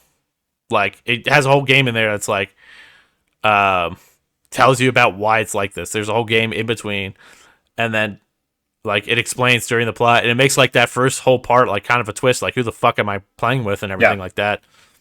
Like it adds a whole twist. So I think they did it really well story wise. That makes it work kind of, and I think you quickly ramp up anyway, so it doesn't really matter as much. But like that game, like enhances all the mechanics of the first game, in my opinion. Like everything, I would say worlds maybe are worse in some aspects, but better in others. It just really depends on like what you want, I think, from your game.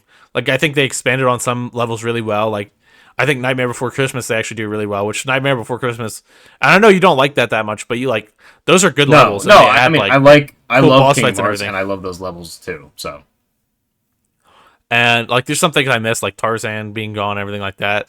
Like that kind of stuff makes me sad. But there's like that game. yeah, but I think just, the like, difference in properties also adds something to it as well. Like yeah. I don't need it. I don't Yeah, need no, I everything like the difference. to come back. Now, do they need to do Star Wars and Marvel? No, but you know, Kingdom Hearts 4 will come out.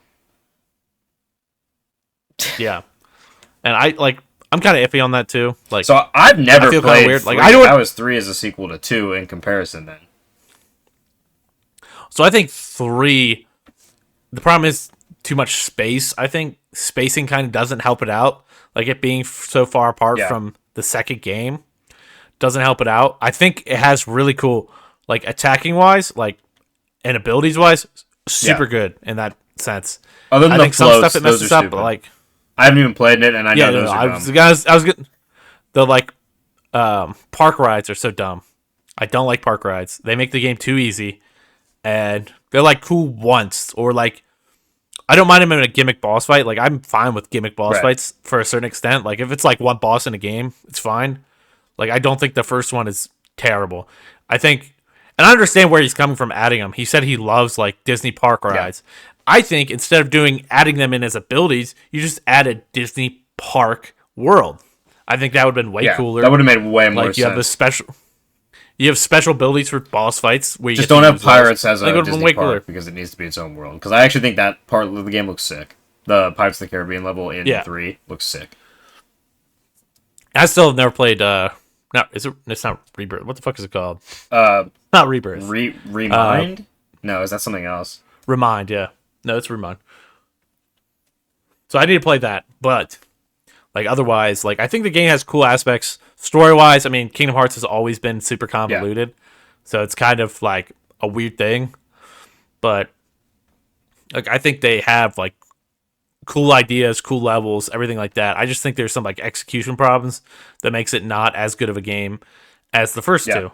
And I'm hoping 4 kind of corrects that. I don't want it to overcorrect. Like I don't want it going back like too far. I still like some more open worldy or bigger levels. I don't want full open world. That's one thing I'll say. I don't want full open world for those games. I don't think it works. No, for a but I game think where they you're are going traveling to try through. and do like small open worlds. Probably something similar to Final Fantasy 16 or like Metal Gear 5. Yeah, and I don't find that as a problem. Because like small open worlds, like Pirates of the Caribbean, like that's fine.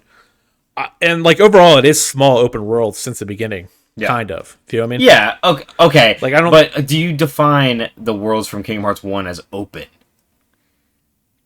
In They're some more like regards, yeah, there's loading Metroidvania screens. style open though than like an open world in the way that we think about it. Yeah, yeah, but then I don't think this new game will be open world because no matter what, because you're loading into new levels. I think it's just going to be closer to Final Fantasy 16 at that point, where it's like little open worlds, which can you even call them that? Like, or just big levels? What are they in Yeah, that that is a sense? You know what I mean? philosophical question. We'll have to do that at some point. And I don't know if we can get But into the deepness of that question right now.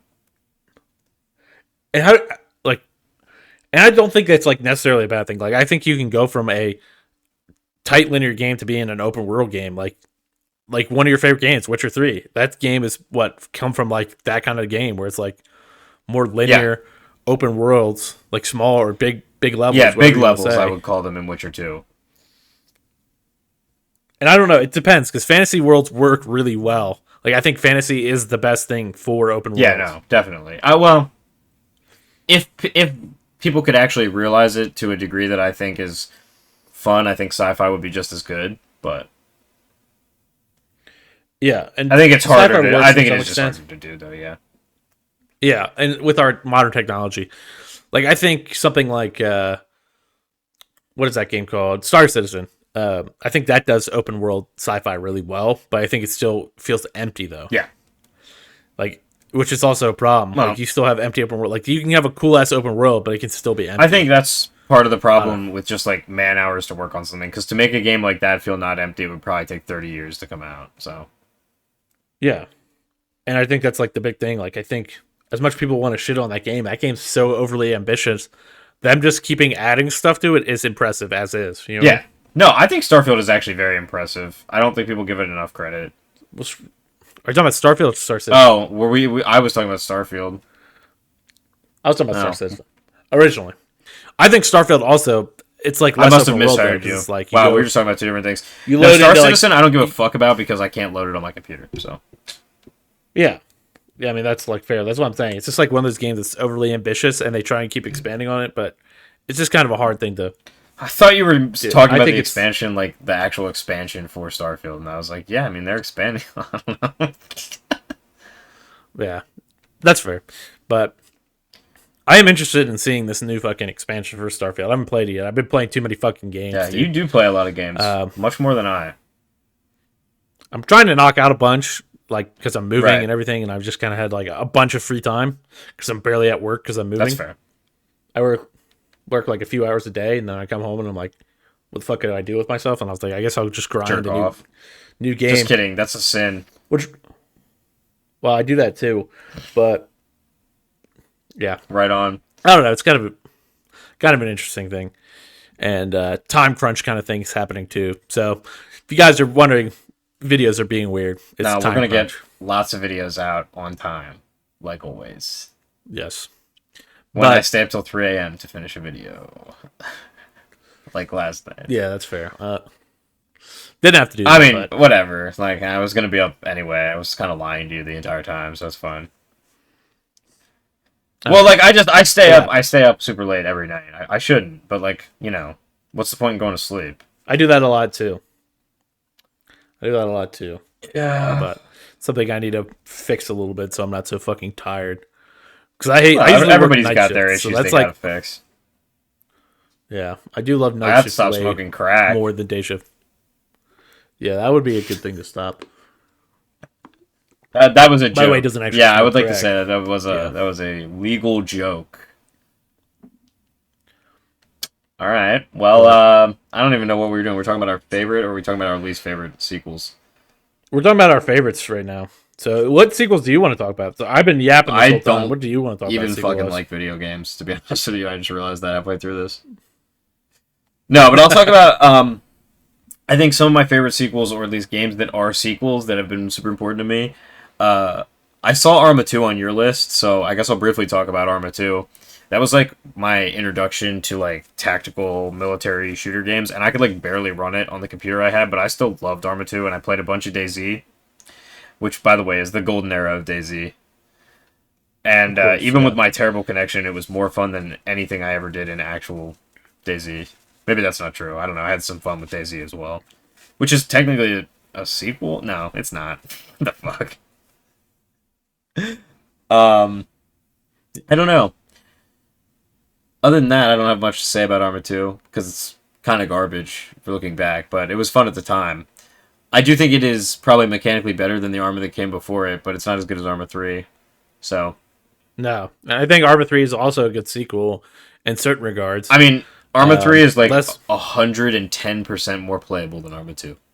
And that's all I really have to say about Arma 3.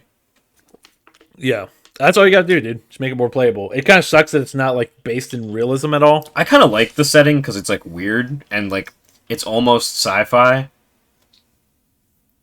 It's got like a parts, weird like, alt history thing going on in Arma because there's a bunch of fake countries in Arma too. It's kind of like a more like I like it because it's kind of got that. What game am I thinking of, dude? That a game that feels like Planet Side 2. Wow, Planet Side 2 is a probably a good sequel. I've never even heard it. Like I don't know anything about the first Planet Side either, but Planet Side 2 was a game we played a lot. Yeah. I wish I still had some of the footage that we took of Planet Side 2. That actually might be out there somewhere. Yeah, I don't know. I don't even remember making footage. I have some with the old Blair. I thought you were in that, but maybe not. We used to stream that when we were teenagers. That's true. Yeah, I forgot you guys have beef. I gotta stop slapping my fucking table. Yeah. Yeah, it's probably not good for the the audio of the video. I mean, whatever, dude. I saw somebody else who I know, and I won't name their podcast or who they are, who are like starting a podcast. No mics, sitting on a couch, like just phone mic, and they uploaded it to Spotify. And I'm like, I'm not trying to be like an audio asshole. Literally, just get like one of those shitty mics you like plug into your iPhone. It's not that hard. You sound like shit. Yeah, like they were funny too, and it was like fine. But I was just, you sound like shit, and I didn't want to be the nerd who like commented. It's two women also, by the way, so I didn't want to be like the guy who commented and be like, get mics, please. Yeah, yeah, that sounds. Yeah, not even problematic, just fucking stupid. Like, he's stupid to do. But yeah. Yeah, I definitely think our audio is a little bit better than. Yeah, I think it's okay. I think compared to a lot of people at our size, well, not our size because we're both fucking huge, like physically, but I think most people at our size, video wise, have comparable audio to us, and they're probably like spitting and farting and doing all kinds of stupid ass fucking shit. Yeah, that's what we do though. We do not do that. We do not spit and fart while we're recording. Chat, let's get the logbooks up. Pull up every fart in all our videos ever. I don't think there's been any audible farts in any of our videos. I don't think so either. I don't even think I've farted during one of our videos yet. Which now a fart's coming on because I'm saying that. Oh, did you like scare your fart into existence? Yeah, I think it wanted to come out. It's like, haha, fuck you. Really? Is that what your fart sounds like? Haha, fuck you. But some more. I know we want to talk about Battlefront 2. That's a big thing. Honestly, what I want to do. Talk about Battlefront 2. I want to talk about Star Wars Jedi Survivor. I was talking about it earlier. I think Jedi. I'll let you talk about that first. Yeah, that's what I thought. Star Wars Jedi Survivor is like the perfect sequel in my mind, and I kind of talked to you about this before we even like were thinking about making these kinds of videos. But for the audience, what I think is that they did everything right and like blended it in with the story.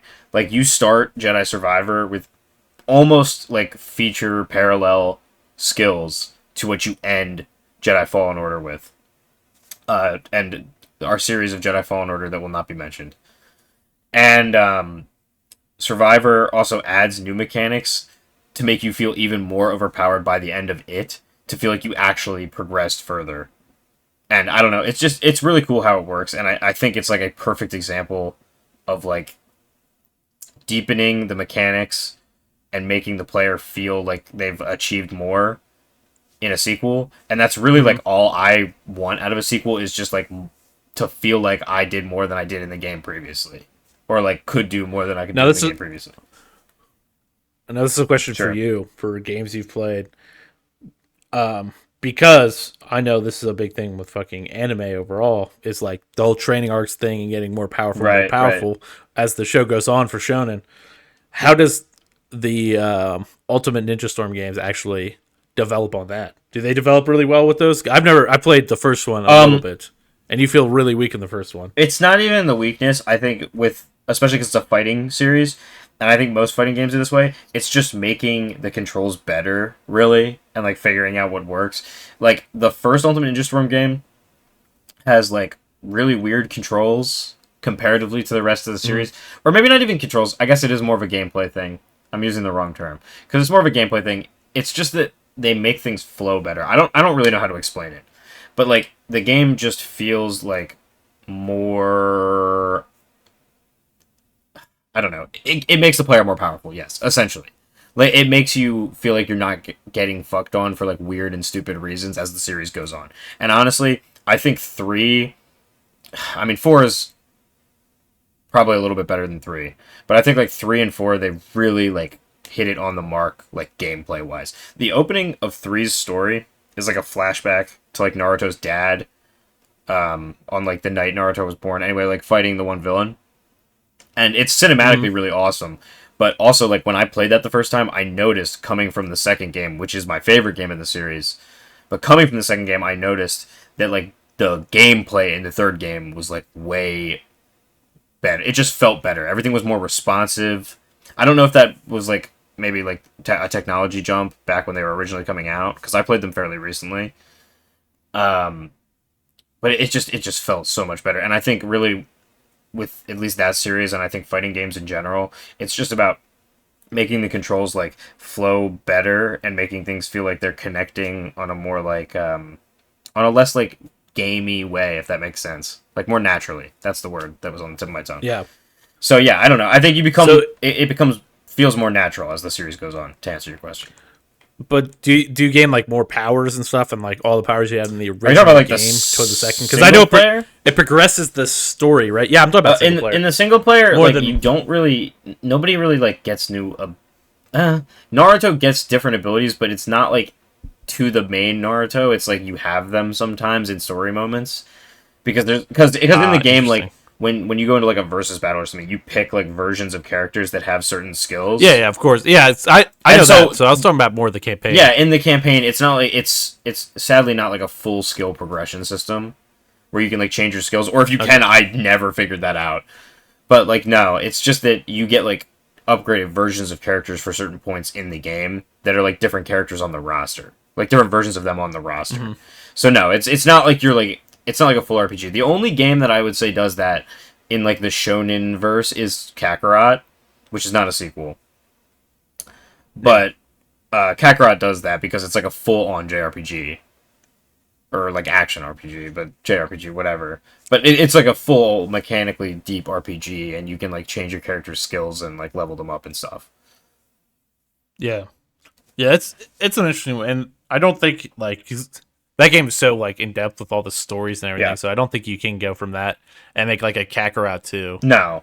and have it like continue their stories. Unless I guess you make it based on like the new anime Well, and stuff like that. But I feel like you'd you have to could make because it's it. based on so many. You could do it. They've also added a shit ton of DLC. I guess they couldn't. I was gonna say that you could do Dragon Ball, but they already did the end of Dragon Ball in a DLC. But actually, I think if they did Mm, the original series, it would go really well. I think people would really enjoy that. But I haven't played that DLC yet. I did buy it, but I just haven't felt like going back to Kakarot for a while. But they added a bunch of DLCs to Kakarot as well, so they've basically done the whole story like in that one game for the most part, and then a bunch of like the movies and specials. yeah, one thing I wish I could remember and I can't is Infamous 1 to Infamous 2. I can't remember how you power scale from that game. But I do really like Infamous 2 because I feel like it improves on the first game a Yeah. lot. That's like a big one for me. And then like also really cool DLCs. Like I think that's one of the first like big vampire things that they added to games. Like I feel like vampire games are like never huge. Like you get like the Masquerade Bloodlines and stuff like Mm-hmm. that, but like vampire games have never been big. And if they have, they've usually been Yeah. bad True. for the most Blood part. Rain. Yeah, Blood Rain. I don't know if Blood Rain is bad. Was It's that? just weird. Did I tell you that I tried to play that? I think you did. Yes, I think we talked about it Oh, the other okay. day. We'll talk about it another day. But yeah, that and what's that other game called? That fucking the people who made Dishonored tried to Oh, release. Oh my god, what is it called? I'm looking it up. I don't remember. I don't remember. Talk about something. Yeah, I'm but that looking it game up. is like vampire stuff terrible usually. So it's like cool It seeing just like knocked my DLCs and whole expansions. table. All and Also, I have a I super think that's clicky one thing that keyboard right beside my mic. This is awesome. Fucking Redfall. yeah I can Redfall yeah. So you can like Pretty shit game I don't from know. what I heard. Yeah, and I don't know that. I guess I don't know about Nah, sequel, but pretty that's not really a garbage sequel. game. So, but yeah, I do like Infamous 2 for that because it adds like stuff and adds unique stuff to the game, even through DLCs, which I think is a really cool way that you can improve a sequel to. Is with DLCs, even like flashback DLCs, I think are sometimes cool Yeah. in sequels that like kind of expand upon like the first game a little bit too. I'm trying to remember some, but like I can't off the top of my head. I know there's some that exist, but I know a big one for us too is Ass Squad 2, Men of War, Men of War Assault Squad 2. 2. I mean, Yeah, Ass Squad. I have it written down in my notes as well, I Ass mean, of Squad. course. But yeah, Men of War Assault Squad 2 is Like, quite the game. We've played a lot of that. You have a lot of yeah, I multiplayer think games that on game. here, and like multiplayer sequels is like its own thing. I guess we should have talked about that in the multiplayer episode. But like Black Ops 2, amazing sequel. Titanfall 2, we talked But about. no, I'm not even like that. No, that game is a great sequel overall. Single player too. Well, I mean, I've never played the single player, so I have no context for that. A Black Ops 2? What? Oh, I thought you were talking about Men of War Black- still. I thought you were trying to pull it back to Men of War. No, I'm talking about you were saying you know Black what? Ops 2. Just stop the show. Stop the show? What? But yeah, Black Ops 2, like campaign wise.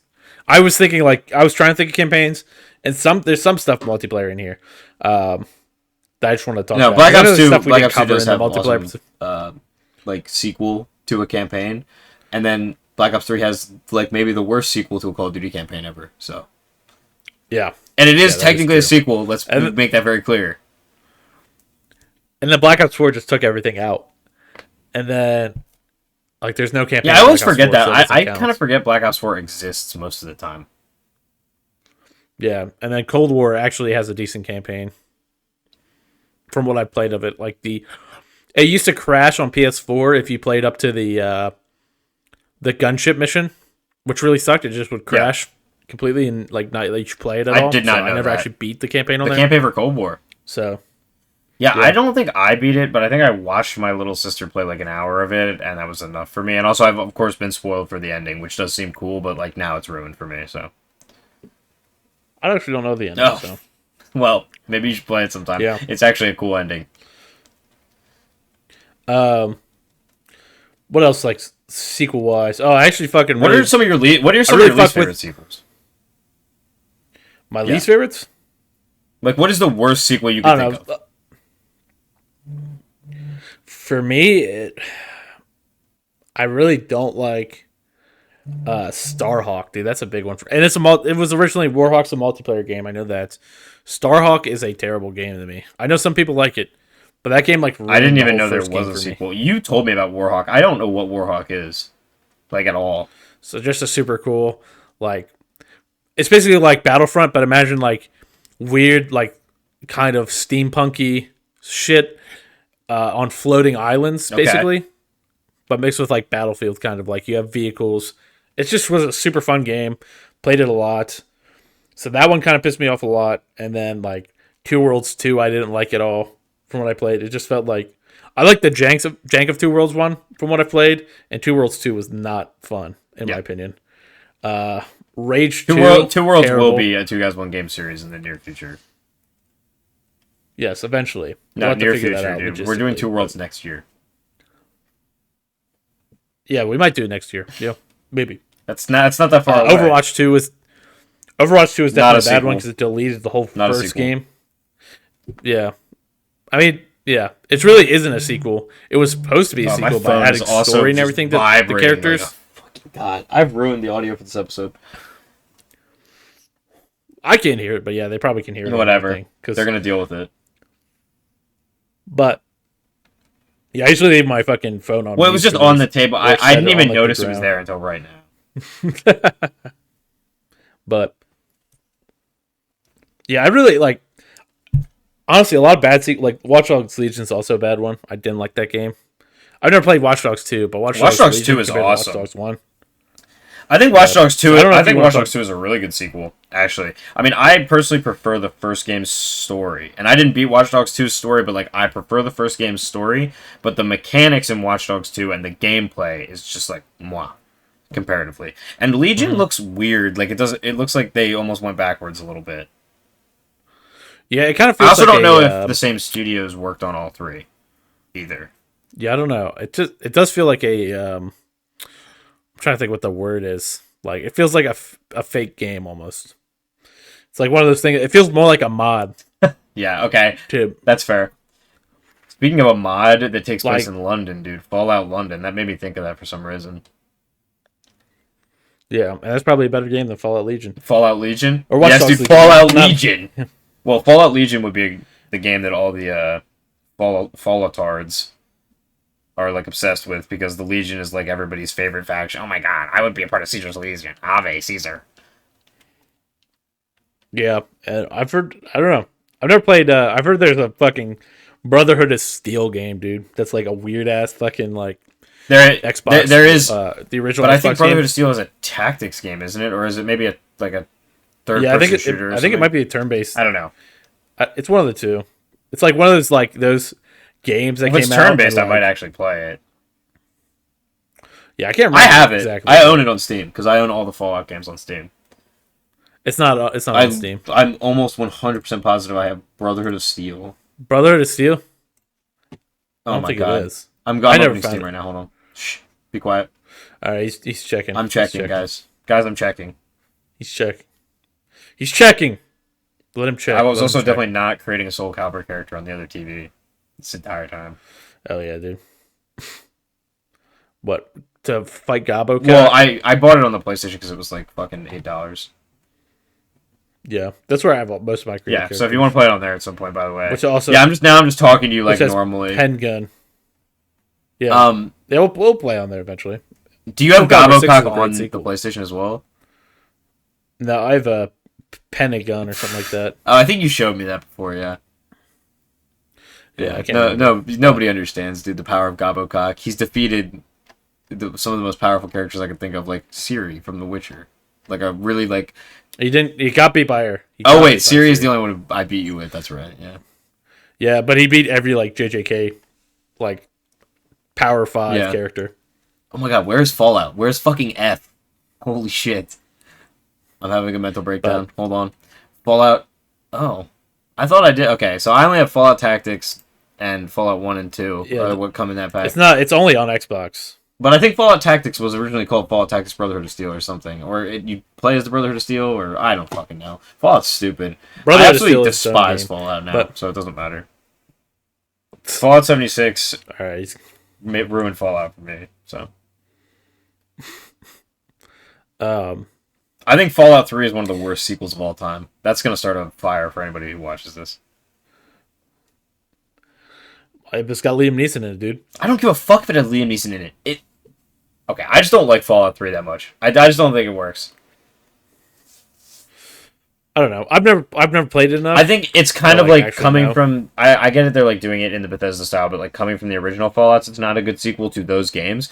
And I also think that it's just not like a very good game, in my opinion, in the Bethesda formula. It's like probably the weakest Bethesda game that I can think of that I would, for me personally. Or the weakest of like the main, I don't know how to say it, like the ones that are in that like style and era, like starting with basically like Oblivion onward. I would say Fallout 3 is like my least favorite of Bethesda's output. Did Fallout 3 come out before Oblivion? Or after Oblivion? I'm not sure. I believe so. Do you want me to get I a guess it was Politico fact check on that? I think Oblivion is 2008 or something like that. Or no, it can't be 2008. I don't know. Maybe it is. I like the fucking era of fucking games is so weird to me because I played PS2 for All right, so Oblivion fucking is long. 2006. Best sequel console. Best sequel. Yeah, I think that game's console? like 2010. Yeah, 2008 Yeah, for PS2. Fallout 3. Best Okay. sequel console, the PlayStation 2, of course, Yeah. and the PlayStation 3, Um, and the PlayStation 4, and not the PlayStation 5. Definitely not the No, PlayStation I mean, I 5. think probably the best sequel console, if we're talking about just generally, is probably either the Xbox 360 or Yeah. the Nintendo Switch as like a successor to the Wii. If we're just going down the line of succession. I don't know. Switch I just don't like, dude. Switch has always been like an I think underpowered when the Switch console. first came out, it was a novelty and it was like a really cool thing. Like now, I wouldn't say maybe, but like in its time, and I think that's why it's so popular. My problem is with like the my problem with the Switch is I feel like the games they released for it that were supposed to be like kind of the upgrades on the DS games because like of course Pokemon was always a handheld game, Right. but like those Pokemon games on there are not better than any DS Pokemon game Yeah. or a Game Boy Pokemon No. game. They're all worse. And I even mean, if they're in Pokemon has 3D, only it doesn't gone really. like pretty slowly downhill as it's gone on, in my opinion. Since I And think maybe that's a to boomer me it's since take, but I don't know black, shit. black and white. I think it's gone down. And that's because I don't know. Sun and Silver Moon are was not before. bad games. The Sun and Moon games are pretty good. And they're the last ones on the 3DS.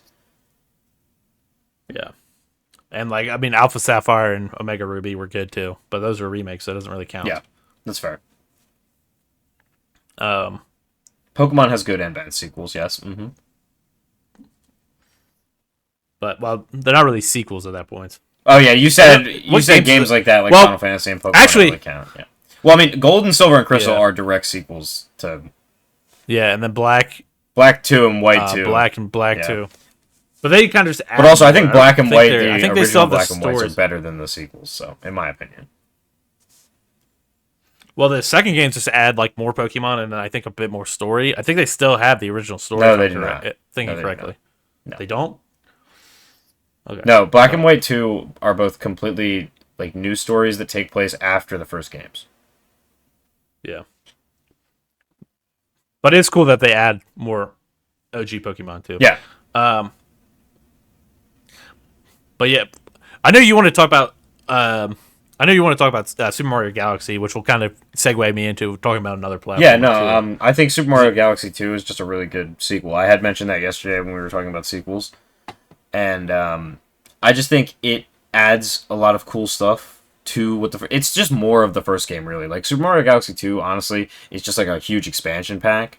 Even though I mean, like the story is like completely different, and I think the addition of Yoshi is like really cool, just because I like Yoshi, and that's mostly it. But I think it's a really good game, and also I think there's a lot of people who like weirdly don't like that game, and I don't really know why. But that's every game has that, so I don't know. Yeah, of course. Yeah, and I think with platformers it's weird too. Platformers are always going to be like a weird game because people don't like change with platformers a lot. Yeah, Like some people like, you know, I know like a big thing like because Mario Maker is like something I was huge like very very into. So Mario Maker 2, I know is people hate that compared to Mario Maker 1. why though? Didn't it But- just add a bunch of shit? I also think we Yeah, played I think more it of has to 2. do with- I don't think I ever even played 1. I think it has to do with mechanics. But Mario Maker, like I know a whole thing is like people do not like they're like oh the Super Mario World like that's like I think like the peak of the mechanics, and they don't like games that come after Yeah. that. And I think it's like a weird thing that like happens in those games. Like people don't like change. Like New Super Mario Bros. Like people do not like those games. I know they don't have like as in depth mechanics. I guess like those they kind of simplified their mechanics a lot with New Super Mario Bros. I Sure, guess. but I mean, there's not much more simplification you could even do. Yeah. I also think like the 2D But- games being simple is kind of like part of their appeal, because they're just more approachable to people who like don't want to like sink a lot of time into something or like sink a lot of brain power into something. Yeah, and I think like there's games that definitely like approve. Like I think there's games that have like I think the 3Ds had like a really good scaling of minus whatever that one game is called, New Super Mario Bros. U or whatever 3D World, 3D World. That's what it's called. Yeah, that game I think is kind of like a mechanically worse than most 3D Mario games. I see. I haven't played that one, I still think even it's though I fun. did want to play it. Yeah, I never got to play the DLC, the one that came out specifically for this Switch, but I do think those games are fun. But I just think like some of the stuff you get in like Sunshine. Like I think I think Sunshine is a Sunshine super is like the unique most game. mechanically interesting, but it's also the most mechanically obtuse because of that. Yeah, but I think Odyssey too, like mechanically, is super cool. And Yeah, I mean, maybe we'll talk about it. Odyssey is very I cool. don't know. Sorry, I didn't mean to cut you off, but No, you're good. okay. Well, then I will But continue to cut you off, bitch. but yeah, and then just keeping with the facts of fucking um definitely keeping with the trend of platformers. One that kind of completely changed it from being just a normal platformer. Jak 2 for me is like a big one too. Because originally the game is like originally like a I don't want to say like Crash. It's kind of like Crash Bandicoot and fucking Spyro Yeah, mixed in the way like it's a 3D collectathon with like that kind of stuff. But there's also like a more adult version of a collectathon in that game. I think Jak 2 is yeah. really cool I've because never it played adds any of the like Jack and Daxter a games. GTA, yeah, a GTA vibe to it. I know some people. I was like reading, and some people hate Jak 2, dude. Like they're like, this is one of the worst sequels. I think it ruins everything, and I think Jak 3's way better. I like Jak 3 too, but I think Jak 2, like the first time I played as a kid, I was like, oh, this is Yeah, I mean, I think awesome. playing as And a I know it's kid more like, also adds something to it as well. yeah, and like it being grungy and shit. Like I didn't care as a kid, Right. you know what I mean? Like I thought it was kind of cool to go from like I love grunge, a dude. kid's game, a kid's game to like getting like a gun and fucking running around like doing more stuff. I thought was kind of cool, but I know not everybody's cup of tea. I don't think there's many more like platformers I can think of that like I really love like the No. sequel to, other than Super Mario World 2, which I don't know if that counts as a sequel, kind of a prequel. But I love Yoshi's Island so much. Yoshi's Island is fucking awesome Yeah. with the mechanics. Like it's a nice change of pace too, where we talk about like mechanics and like kind of breathing something fresh into it. Like changes mechanics. I still think the babies crying is one of the most fucking annoying things in a video Yeah. game ever. That game just kind of but, annoys the fuck out of me in general, but that's just me personally. but I really like the mechanics in those games. Personally, I like get like a ranged attack, and each baby has different abilities. And I love the DS version too. Yeah, dude. Um, what else? What else? Well, I was gonna say, do you want to some just of your- finish this off and talk about some of the sequels we want to see? Well, we have some upcoming sequels that I'm pretty hyped about that maybe we should talk about first. Yeah, Maybe we I want to mean, talk about we'll the ones we want first. let's talk about the ones that we know are coming out, and then we'll talk about some maybe games that we wish were coming out. So why don't you tell me what you're most excited for sequel-wise upcoming here? So I wrote down a couple. Death Stranding 2 definitely I think is one that we're both hyped for. Yeah. I know you haven't beat. I am very hyped, yet, and I need to beat the last like 40 minutes of Death Stranding. because I think I have like this big thing with games. Like I like seeing like, oh, what can this person do if they get another game? Like this game has really good foundation, but it just needs Yeah. more. And I love like seeing when a studio gets a second chance at that. And I think Death Stranding and like I think the story's super unique. The world's super unique, even though it's like also it's one of the most beautiful games I've ever played Yeah. as well. Oh my god, it's gorgeous. That Speaking game of is that. gorgeous. But yeah, I think like all the updates they did for the PS5 edition or like whatever it's called, I can't remember what the new edition's called. Director's Cut. But Director's Cut, yeah. That is like helps out the game so much, like having more options to Yeah. do things makes it awesome. I think the whole connectedness of the world is a really cool feature in the first game, and I just want to see how they can expand upon it in a second game that takes place over a bigger area Yeah. too. No, I'm super excited for it as well, and to like see with new biomes yeah too. to see like more parts of the world and like different biomes. Super excited for that, and also just the story. Like I thought that it was going to be more boring from what I'd heard before I played it, and honestly, I ended up like super enjoying it. So Yeah. I still want to see you get to like certain parts of that game at some point. yeah, I know you're waiting for some funny haha moments for me to get to. So I'm going to get back into it. There's soon. some hilarious stuff.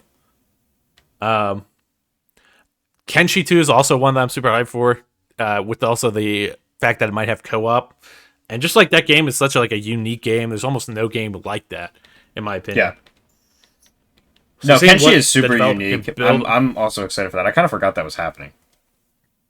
Didn't the original I take kinda him like just a wanna see how decade? I don't know. I mean, this one's taking them a while too, but I mean, it looks Well, like he probably PS2 game, has to more be of a fair. studio now, though. So I'm interested to see what he can do with Yeah. like some more money and people behind him.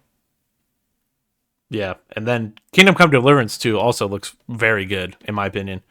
Even though I didn't as much like the first one when I played it, I think the second one looks super Yeah. unique.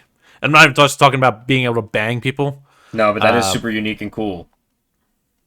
yeah, I love Cyberpunk. For that, that's the only reason Cyberpunk, I like Cyberpunk. Cyberpunk. Dude, can't you wait for Cyberpunk 2 in Uh, 25 years? yeah, dude. I mean, maybe we'll talk about that later. Uh, I mean, just talk about it Outer now. It's Worlds never gonna 2, come out, so it doesn't fucking matter. Outer Worlds 2 is actually a game I'm actually pretty hyped for too. I know that's one probably you want to talk about. I mean, yeah, I'm hyped for it. I don't know. I didn't beat the first one, but like, I think that Obsidian makes interesting games, and I think their companion system is pretty good. I'm more excited for Avowed, though, to be honest with you, than I am for Outer Worlds 2. I'm hyped for the only reason I'm hyped for, well, not the only reason, but one of the reasons I'm hyped for Outer Worlds 2 is like my thing is like the hopeful optimism. Like I thought the first game had a lot of good stuff. It felt like one of the better fucking Bethesda games. You want to say because they just make their games in the style of Right. Bethesda. I mean, Like they I felt have like the some gunplay unique felt stuff, better. but yeah. Yeah, and I think like the gunplay felt better than a lot of Bethesda games. Um, the like I mean I think the characters were too quirky in that Sure. game, which is a problem for me. Like I don't Yeah, want I mean, Borderlands and everything, I think that is just the Borderlands effect, though. which I hope doesn't stay as No, I much. mean, Like I I'm hope they not a kind huge of fan of that in ground it. general, so. Yeah, I hope they grounded it a little bit. Like I do enjoy Borderlands. Like speaking of sequels, Borderlands 2 is way better than Borderlands 1, but and it was on my list. I had so many games. It's hard to talk about like all the games sequels that we really like just because there's so fucking many. But Yeah, I mean, we're not going to get to um, everything in this episode. yeah, Honestly, this episode but was just like one we thought we could do very easily. And it ended up mostly being about game mechanics, which is cool, because I like that. yeah. One that's probably never coming. Speaking of games that are never coming, Beyond Good and Evil 2. Yeah, I don't know anything about those Uh, games, so you're going to have to take the reins on that one. well, I mean, the first game's more like a platformer kind of game, I'd say, and then like the second one though is like every trailer they've released. Like I don't know if this game could even come out, but like everything they've released looks so good. I mean, it's just like I think I watched you the know, one trailer and the gameplay thing where she's like flying around the weird like Indian space city, yeah, which is very cool. yeah, and like everything, it looks cool, and I like hope they can succeed. I hope it doesn't happen like fucking some of those games where they just show something and it comes out like fucking terrible. I mean, it's backed by a big studio. I can't remember if it's Ubisoft or fucking. I mean, we'll see. If it's Ubisoft, it's probably never coming out if they get bought by Tencent. Very true, but- very true, very true. which we'll talk about later, I guess. Are we talking about Ubisoft Um, getting bought by Tencent? Oh, in the news section. Yeah, we probably will talk about that. Got spoilers, dude. Spoilers. And my last one I wanted to talk about that I'm super hyped about that just got announced is Alien Isolation 2, which we'll also probably talk about in the news section. But that makes me super hyped. Yeah, I actually didn't know that like- until right now. So, I told you that. well, then I just wasn't listening to you. But yeah, Alien Isolation 2, I'm super hyped for. I'm happy they announced it on like the 10-year anniversary of Alien Isolation, so that was super sick. And I think that's probably one of the best horror games. I mean, that's probably the best horror game. Guys, one game, Alien Isolation. I Possibly. think that's where we end the segment, dude. Right there. But yeah, I mean, is there any Nope, ones that you no, were that's hyped about it. that I didn't talk about? Watch out for Two Guys One Game playing That's it? Alien Isolation. In memoriam, bitch. And I don't know if this is one last one I want to Yeah, talk no, about you're because fine. it's in my want list. My want list Give is them more. in my want list is actually Alien Isolation 2, and then since this I wrote this fucking Well, that's why I like, didn't. what I wanted. must have thought that like it wasn't announced was because it's in the want list. Yeah, it's also at the end of the most hyped. But Oh yeah, it is. Hogwarts Legacy 2, I don't know if it's announced or Oh well, they're definitely not, but gonna I make actually that, want to 'cause that see. game sold a lot. Yeah, I want to see how that goes, and I hope they add fucking Quidditch to the game instead of getting a dumb They Quidditch won't. Champions game that looks like butt. But yeah, which ones do you want the most out of like, or which ones are you hyped for? I mean, don't a know. Guardians of the Whichever one Galaxy you sequel would be awesome. I think that game's awesome. yeah. I don't know, like I'm trying to think of anything that I'm really that hyped for like a sequel right now.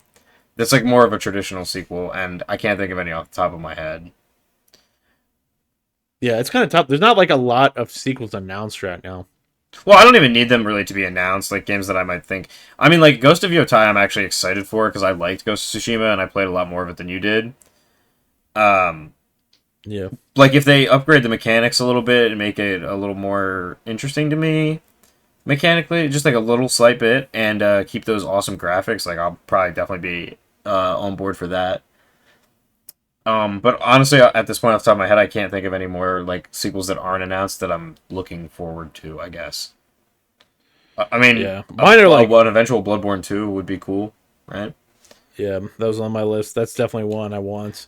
I definitely want to see more of that world. Like I I think see on your Yarnum list is like Shadow such a Colossus, and I don't think they're ever going to make a sequel to that. So, no, no, I don't think so either. I know we got one fucking of their games for the Guardian game. I can't remember what it's called. We got that on PS4. That game feels kind of clunky, which is my main problem with it. I know that game's cool, but like I just feel like we don't get a lot of those kind of like big boss fight games that aren't just Souls yeah, likes at this point. be nice if we did. And I don't want it to be a Souls like. I just want it to be like big cinematic Yeah, battles. no. Um, and the last game I really like noticed that with, and I guess it's pretty recent, is Final Fantasy 16. Like the Titan battle in that game is one of my favorite fucking fights in any game ever. Yeah. Probably, I think it's fucking awesome. But another one, just like I want World of Warcraft to push away from being just the one game. So I think a sequel would be pretty sick if they upgraded and added more mechanics. Probably will never happen because that's like the OG live service game that'll never die. Yeah. But and then one I actually really want to see is Lords of the Fallen, a sequel Like, to do that MMOs game. count as live service, though? I mean, I guess, yeah. Yeah, they are the live service game, but I don't know. I feel like that game will probably I never don't get a think I ever sequel. feel like an MMO is referred to that way, but like, yeah, I guess you're right. Yeah, but yeah, Lords of the Fallen is like a big one for me, just because I think that game had so much potential. It just had like slightly clunky combat. It had good combat in certain aspects. Really cool world design. I don't know if you remember me just showing you like some of the stuff from that game, but like the undead world is No, so yeah, it cool was very looking, cool. but it's just like gets hurt by the fact that like they really ruined the undead world by making it like be the annoying toxic world where it's like you're just gonna keep getting swarmed by more and more enemies. Yeah, you get more XP there, Yeah. but it's just not worth it in my opinion to do some of that stuff. Yeah, no, I get you. But that's really it for sequels I'm like hyped for and want really badly. I know you're probably hyped for what Witcher 4. Yeah, if I'm alive when that comes out. Do you think Do I I don't know, I think feel like Elder that Scrolls game 6 or would Witcher 4 will come out first? I think it's that was gonna be really morbid. What I'm actually gonna say, I think Witch um, I honestly I don't think Witcher 4 is going to be as long as you would think. So they have like a better base to build off of with no, Witcher I mean 3. they recently Like Witcher announced that 3, they're going into like full production, so I don't know, probably 3 years, 3 or 4 years before we see yeah. like the trailer. It'll probably be 5 years until it comes out, and 4 years till we see it. So, Yeah, 3 or 4 years which probably. I wish that it was less, Um but games are big now. I get it. Yeah, whatever. yeah. Well, you know who else is It's big? kind of Me and my weird cuz fat fucking ass. So yeah, it's weird just like the I don't know. That's like one thing we probably have to talk about in the future is just how like how quickly you used to get sequels and they would still be like up to par. And I think it has to do with less with like I don't know, like engine switches I feel like are like a a big thing now, like switching engines and rebuilding all your stuff on a new engine is kind of like a big thing yeah, now. But from what I can tell, like I don't think Witcher 3 looks that bad. I don't know what engine they do don't they have their own yeah, engine? Red Engine, but they're going to Unreal Engine for the next game, so they're actually switching engines. Okay. Yeah, so they're gonna have to build up from the ground Yep, up for it, so it might never take a coming little out. longer due to that. Never coming out. But I don't know, we'll see. I think eventually some of the like heft of games is gonna be taken up by like AI, like making games. Do you know what I mean? That's terrifying, but yeah, Like I'm not even saying like story wise. I'm hoping not story wise. But you never know. Someone could easily type in, "Oh, what's a make a good side quest," I and mean, then honestly, they're AI just could probably like, make a smarter story than like most people in general. So "Yeah, I don't want it to come to that because I don't want every story to be the same." oh well, they already But are. So too late. yeah, I mean, sometimes we get something unique. Nope, I'd look never. like I All think pessimism well, now. Or nihilism? but like Whichever one it is, I don't know. Kojima is really good at making weird ideas. I like people with weird ideas. I don't think we have enough people who just take psychedelics and make games anymore, though. Yeah, I mean, I don't know if you need to take psychedelics and make games, because usually that just ends up being like like a piece of shit. But I don't know. I don't know if fucking. I don't know if Kojima do you remember could have made that all those games game? completely Did you ever sober, watch Some Ordinary Gamers like deep web browsing? Yeah. Do you remember that game he used to play? What was it called? LSD Dream Simulator or whatever. I think it's like a PS1 game. He used to play this game. It was called like LSD Dream Simulator, and basically like the crux of the game was that you would like travel through these different randomly generated little worlds and like find exits to new worlds, and you'd get like sometimes like chased by like this gray man guy who was just like a guy in like a gray suit. It's a weird fucking game. Maybe we'll have to do a video on it or something at some point. Yeah, that sounds pretty interesting. I didn't know it was a thing. And honestly, like, one game like that, dude, like Hylix, that game. I know we talked about in the past that fucking turn-based game. Yeah, That so and it has a sequel. yeah. So I guess we can talk about it. But I actually that own game both is those so games. I would like trippy. to play them, or I might only Yeah, they're own the just like first one. I'm so not sure. they're so unique, and I think that's a problem too with like I do think that there's a problem with sequels that we could talk about. Um, the problem with getting into staleness after a while. Like I think that honestly, like I would love to see another Splinter Cell game You because mean like what we talked those about in games the are so beginning of cool. this? Yeah, kind of.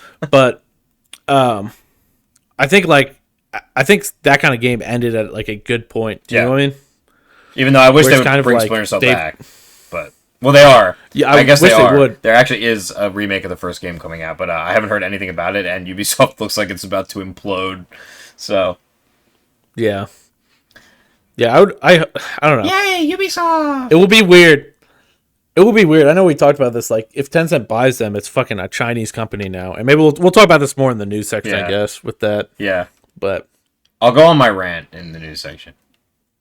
yeah, My I think we'll have patriotic more rant. rants on rants. Also, one thing I want to mention before we finish the sequel section. One last thing. Say Um, can you... Okay, no, sorry. I do think fucking. This is one I want to talk about because it's more recent and we have some clips of it too. Space Marine 2, I do really want to talk about of like what a fucking like perfect way to do a sequel is by like taking the base idea of a game, modernizing it, which is a big thing. Like if a game comes out from like long ago, I don't think we talked about this in the actual section. I know we talked about mechanics, but games that have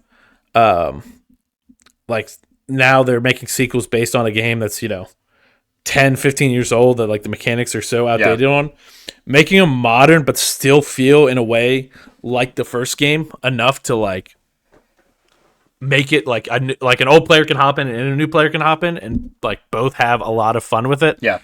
Like you wouldn't think like with like that kind of game with Space Marine 2 that like a bunch of new fans would join up and play that. But that's like one of the top, I think it's like top 5 selling games of the year. Yeah. And like you don't expect that kind of game to pop off after like a 10 year or more hiatus. It might have come out more than 10 years ago. Because, yeah, it did come out more than 10 years because it's a PS3 game. But like coming out after that long and still having it came out 2011, so it came out 13 years ago. Like having that big of a stretch and still coming out and be like playable by new players and old players, I think is a huge feat, which like a lot of games can't like they can't do anymore. Like I think Nier Automata, Nier the original one, I think the remake was probably huge because I think that first game, first of all, like I think they redid the color palette completely because that game looked really grungy, and when I played the remake, it looked like super green and vibrant now. Well, I mean, I think that's So just I think that was part super of the times. Most games were just gray when the first game came out. Yeah, and I think that's just like a weird thing with PS3 era too. Is like Gray. from PS2. I think PS2 was so colorful, like not so colorful, but it was like pretty colorful at the time, and then you went to just gray. Like it went more like 90s route for the PS3. Yeah. PS3 you get a lot was of the colorful grunge games. era. Yeah, which I enjoyed the grunge era. Don't get me wrong. There's fucking great games on there, and there's still like I guess And there's everything still was colorful edgy, games, and then it all culminated with that stupid fucking game where you play as like a mass shooter. What is that game? Hatred. I mean, Hatred was not on PS3. No, Hatred I was came out in saying that like 2016. that era of games. I feel like that's like All that's amassed like the Hatred, peak dude. of it, dude. In my mind, is that stupid fucking game Hatred. I think it has like one of the most hilarious intros of any game ever, though. I hate everything. Yeah, and then you just Yeah, we might just have to talk about edgy games at that'd some be point and so make that whole fucking good, podcast in itself, dude. That might have to be coming up. We'll have to talk about fucking dude. Conker's new Fur or Bad Fur Day. Here's Bad Fur Day. I remember when I thought that was like the most badass thing ever because it was like a fucking cartoon game with swearing. Oh, and it's a platformer the too. main character talks like this about having sex. Nobody who's ever played Conker's Bad Fur Day has had sex, so it doesn't really fucking matter. Were you ever in like the phase of your life when you like were too young to watch porn? Like I didn't watch porn as a kid, but I'd search up like sexual games as a kid. I got taught by a kid in like 4th or 5th grade about xhamster.com. And so I went on there and then got caught by my parents and then clicked on the games tab and I was like, no, it's just games. But all the games were like Yoda getting fucked and shit.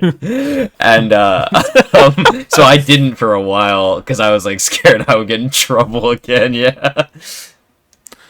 But yeah, so I'd like I remember then I just watched Leisure Suit Larry on YouTube and shit like that, like looking for tits. I just watched any way Rosario possible. Vampire and got off to that. So yeah, that's fair. One of I the still greatest like anime I of started all watching time. that at one point, and I feel like there was like and no High nudity School in that DxD. show It doesn't at mean it's not about the nudity. It's about your imagination. DxD is not about your imagination. No. That is all about No, the porn. DxD is not as much. DxD is way more over, but I watched Rosario Vampire first. Yeah, it's weird like how like sex in video games has like become now too. Like I feel like back in the day, like PS3 era, like Dude, I had to talking get about a the grunge sex era, mod dude. in Skyrim. Now you can just have Yeah. sex with people in video games. I think that's really like a Witcher and like Cyberpunk, like CD Projekt Red. They're weird, dude. Witcher 2 is so horny. Like, very overtly. Is there nudity in? Yeah, two? and it's like really bad because the models are like really stiff. It's fucking awesome, actually. Yeah, and then we got Baldur's Gate 3 now. Oh yeah. Baldur's Gate's gone to the porn route. How like gratuitous is the sex in that game? I don't know. Like is it, how It's about as much as like Cyberpunk. yeah. It's They like just I like guess, a little caress more- each other You and do then it like different- fades out. You do more different stuff in Baldur's Gate, I would say. Like Cyberpunk is like honestly some of the most boring sex scenes ever. Like you get them and it's like the same thing every single time. No, Cyberpunk has like really boring ones, and they're almost just like stupid. Like I remember I was playing one Yeah. and I was just like, it's just like I was going through the No-Tell Motel one, like just because I wanted the dick sword, and I was just like, there was other people around, and I was just like, I need to turn this off. This is so fucking dumb. Like I feel like people would make fun of you for watching it. Yeah, like I don't even know. Like I'm married, so like I feel like if my wife walked in and saw that, she'd be like, "What the fuck are you watching?" Like in more of like a disappointed way. Yeah, no, If, it like, would be I was very watching, disappointed casually from watching anybody who porn. gives a shit about you. Yeah, if I was like casually watching porn, I feel like someone would be like, "What the fuck are you like? What's wrong with you?" Like more in a concerned way, like Yeah. a concerned, angry way. And if someone watched that, they'd be like in an embarrassed way, like embarrassed to know you kind of way. Yeah, definitely. All right. Well, do you want to hand this off to the news section then? Yeah. Yeah. Let's get into the news. But thank y'all for staying for. If you guys stayed for all this, thank y'all for staying through this. News. Stop recording. All right, guys, let's get into the news. Let's get right into the news. Starting off, I've said let's talk about slurs some game before. My name's releases. Keemstar. No, sorry. Yeah, we already made a meme about that in one episode. Check out the Grey Hill Incident episode. Or Long, very, very good game. That game was fucking retarded. Awesome game. Sorry, I just had to drop the bomb. Yeah, but upcoming next month we got in November we got Dragon Quest 3 HD 2D remake. So that's actually I knew that was gonna be the first one you would talk excited about. for. Well, yeah, it's the first one on my list. So Oh, is that what that like abbreviation stood for? DQ3 HD 2D. Yeah. Yeah. Yeah, it looks a little And weird. Lego Horizon Okay, Adventures, everybody, come on. Yeah, yeah. But no, I'm actually pretty hyped about this because I think the Dragon Quest games, like the older ones, are a little harder to play Yeah, now. no, definitely. The At older least from Final when I tried Fantasies are playing them. also like that in general. So I'm actually happy to see like at least visually improvements and hopefully maybe a couple I gameplay haven't even improvements as seen well. gameplay of this. Is there gameplay? I mean, I'm assuming there is. Yeah, Yeah. there's some gameplay. Oh, this looks great, dude. Yeah, looks very Octopath. Yeah, but like the model, like the sprites look really awesome. Yeah, that's so cool. Yeah, so I'm happy. I'll probably be getting on that, and then um, maybe that'll be your Toriyama game of the year, dude. Maybe. I don't know if I play it this year, which probably won't. But yeah, I mean, Yeah, this is honestly kind of a really weak November, in my opinion. yeah. I think just October was so Yeah, strong. I think is the problem. Metro Awakening, but I don't have a VR, so it's actually Yeah, something I would and try. And Mario and Luigi Brothership is something that I would try, but I don't have a Switch anymore. So yeah, we're kind of out of the yeah, game now. I wanted to call in the Nintendo correspondent, but he's not available. Stalker 2 though that might be interesting depending on I don't know what all that's coming out. Is that coming out? I think it's just Xbox and PC. Yeah. PC. Yeah, I don't think that's coming to PlayStation. You remember they or gave like the remastered or whatever Well, the yeah, ports to they console? ported all the PlayStation or all the ports to PlayStation. So the fact that it's not coming out on PlayStation is kind of weird. Maybe they're like holding it for PlayStation. Yeah, withholding. Yeah, they'll probably withhold it until a few months go down the line, and then they'll let it out. And then we also got I know you don't care too much about this, but Path of Exile 2, which I is a saw game I'm that. actually super interested in. I think the graphics look really good in that. I've wanted to play the first one for a while, but I just haven't ever had like the not the Yeah, I opportunity. don't I know that just much haven't about found them, the time. to be honest. It's kind of like a Diablo style game, I'd say. Okay, Like it's just like really in depth it looks mechanics. cool. And then, do you want to talk about the last game we kind of have on our list for the month? Since you are the one who realized it was coming out, What I didn't realize. Slitterhead? Yeah, Yeah, it's a Slitterhead is game. this weird Japanese game. It looks like you like control ghosts and like possess people and fight demons. I don't know. I actually don't know that much about it. I remember seeing the trailer when it first came out and it looks really cool. Yeah, cool idea at least. I But I I also also feel really like like seeing it might this. be like one of those Japanese double A type games, and it kind of gives me the vibes like Wanted Dead. It might just be a little rough. Yeah, Um, but I still would totally try it out. I think it looks really cool. it is kind of quick, like that we got the trailer, and like I think that's the first time we really heard of it, and just kind of got like it Yeah, but seems I like don't know when the it's kind trailer of came out. I don't remember when it. like it came out at Summer Games Fest this year. Oh. Well, I mean, So it I was a few prefer months games to ago. come out like soon after we see them instead of waiting fucking decade for them. Yeah, yeah. It's just I feel like I haven't heard much. There hasn't been really like any advertising for it other than that. Yeah. So that I've seen, I haven't seen anybody talking about it either. Oh, So Tetris hopefully it has Forever some is kind also of coming out, guys. yep. Tetris Forever. Yep. I can't wait to get to Christmas Is and this like start a hearing Santa collection or Forever. is this just like a new version of Tetris? So, I don't know. It's probably a new version. They release like a new version every year, but I mean, that's pretty much it for game yeah, I releases. can't think of anything Like I else said, it's really. not that much. Microsoft Flight. Not that much. Microsoft Flight Simulator 2024. Oh yeah, dude, we could be like the flight simulator guy. And Who does all that. Genshin Impact is coming to Xbox. Cool. Oh, and Cool. Star Wars Outlaws is coming to Steam. So really awesome stuff moving around. Is it coming to Steam Also, next month? Temtem Swarm is on the games radar list that I was looking at. What is that? And Is it like a, I don't know if this is a separate. Is this a separate game? It is a separate game. Oh, it's like a is Temtem. it like a roguelike? Yeah, it's like a Temtem brawler game with the creatures from Temtem.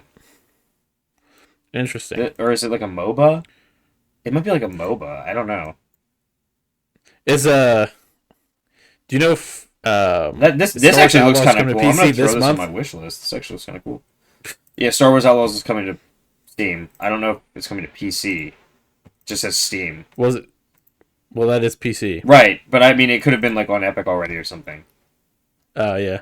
or All right, Ubisoft well, Connect. that doesn't matter. That game's dog shit anyway. So who would even want Oh, to there's play also it? this game coming out called Powers of Agazba or something like that. Oh, That's the Agazba. trailer I was watching before we started recording.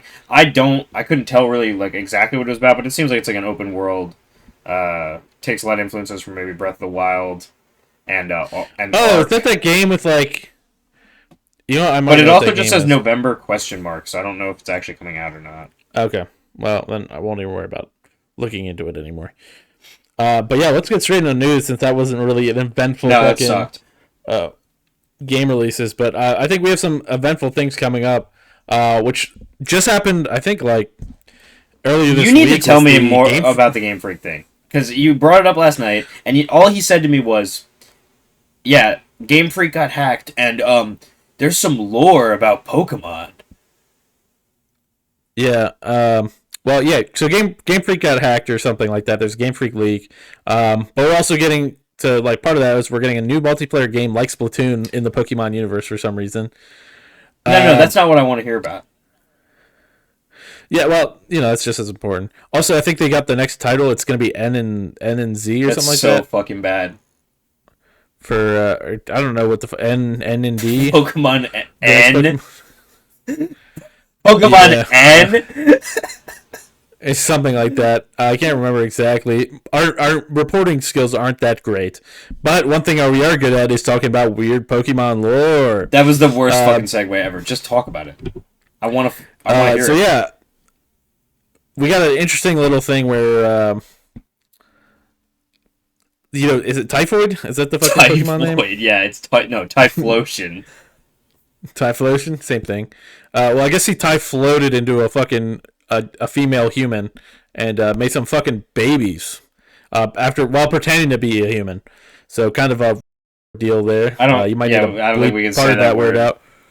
Yeah, you can't. I don't think you can say the word. Stop saying it, I don't think you can say the word dude. Oh my on god, YouTube.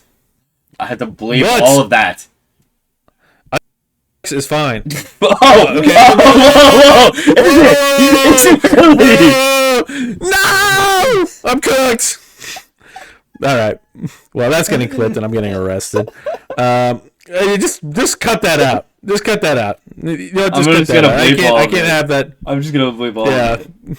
Just bleep like the fucking. Yeah. All right. Anything unconsensual is bad. Oh Ladies my and gentlemen. god, stop So talking about it.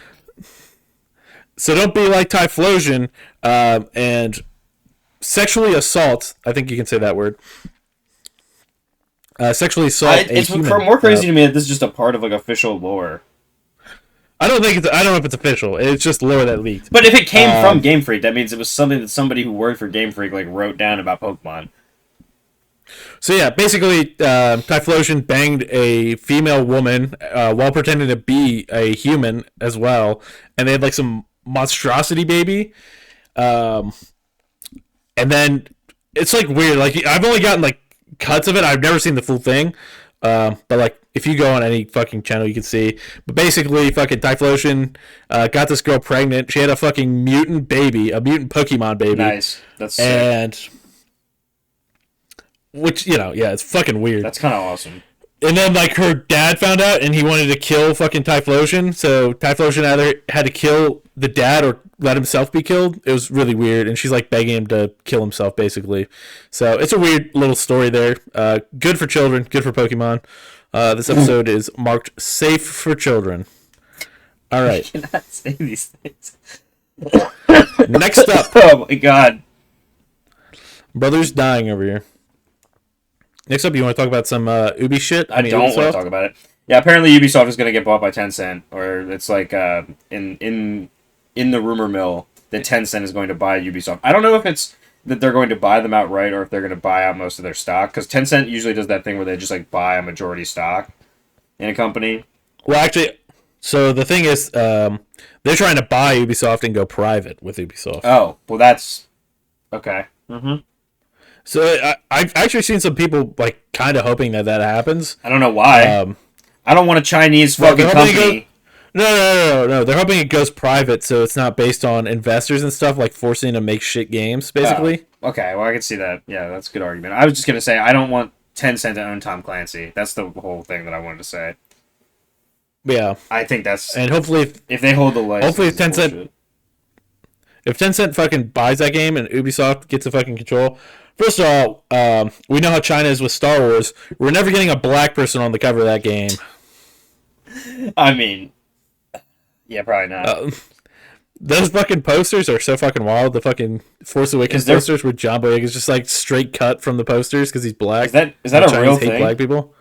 Yes, yeah, you can look that up. Put it on screen. The Chinese poster for Force Awakens doesn't have John Boyega on it. Yeah, throw a comparison up. Like, just throw a comparison up at this point and just fucking Chinese. Hold on, I'm looking it up.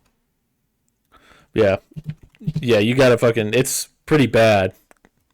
Like Chinese, just do Chinese Force Awakens comparison, poster comparison or something like that. Oh my god, he's really just cut out, dude.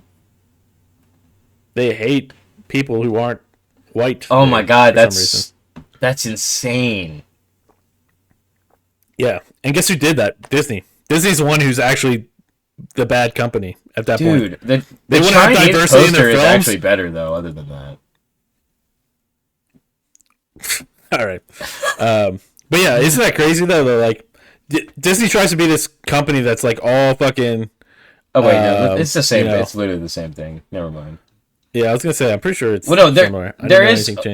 It's weird. It's formatted differently. I don't know. I wasn't actually saying that to like make a haha like undercut racist thing. I'm saying that because like I thought that it was never mind. Never. Just fucking forget it. But yeah, like I'm saying, it's kind of surprising because Disney's like this company that like tries to be like this virtue signaler, and then. Are you trying to say that Disney's woke? Yeah, I mean, I guess if you want to say it that way, I wouldn't. But like, if they want to be known as like that kind of company, which like, it's what. Yeah, but you have to understand that these companies are just pandering to their audiences. So like in China, the audience is maybe doesn't like black people, so they're going to do that in China, and they can get away with it in China. In America, they first of all can't get away with it because it's illegal, and second of all, people in America would not be down with that. I don't know if it's illegal. I mean, you could just cut him out and like make him seem like not a big character, even though he is. It's not illegal to customize posters. I was saying in general, like discrimination is illegal in America. Yeah. So like it just doesn't go over here. So it's not that like the company is like lying. They're just trying to make money, and that's all the companies exist for. So. Yeah. Yeah, and it's a weird thing. Like if you, I don't know. Do you want them to be racist here too? I agree. No. I'm saying if you think if you think China is gonna fucking like these fucking things certain ways, then why would you even like? Do you know what I mean? Like, what if you think China's like a big market that you should like? Yeah, no. Why would you sell there? But like, why would you even like? Why are you catering to like? I don't know. Why are you catering to them? I don't know. So you can make money in China. No, but you're not even catering them with the film wise. You know what I mean? You're saying they should make a separate Star Wars. They should make Chinese Star Wars. Yeah, dude. They should make Chinese Star Wars. And then we should have Bollywood Star Wars and everything. I think Bollywood Star Wars probably already exists. But yeah, it probably goes hard, too. I actually did an AI of Bollywood Yoda one time. Because that used to be my picture on Discord. Put it on screen. If I can find it, I will. But what else? Oh, yeah, Assassin's Creed... whatever that game's called. Does anybody fucking care? Assassin's Creed Shadows.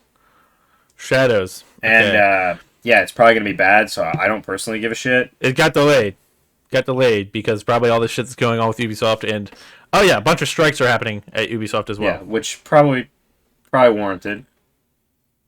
Yeah, I guess they're... I didn't read into it. I can't, like, have a great opinion on it. Like, I support workers going on strike for better conditions. Yeah. You know which one was wild that I heard about recently? Mm-hmm. That fucking like dock workers were trying to get on strike in New York, or like they're on strike right now because they want to be paid like $80 an hour instead of like $50 an hour. That's crazy. But I wish I could go on strike. Yeah, I wish I could get paid half that much. Yeah, it's like it's insane. Yeah, that is pretty wild. I mean, I'm sure their job is very dangerous, but still.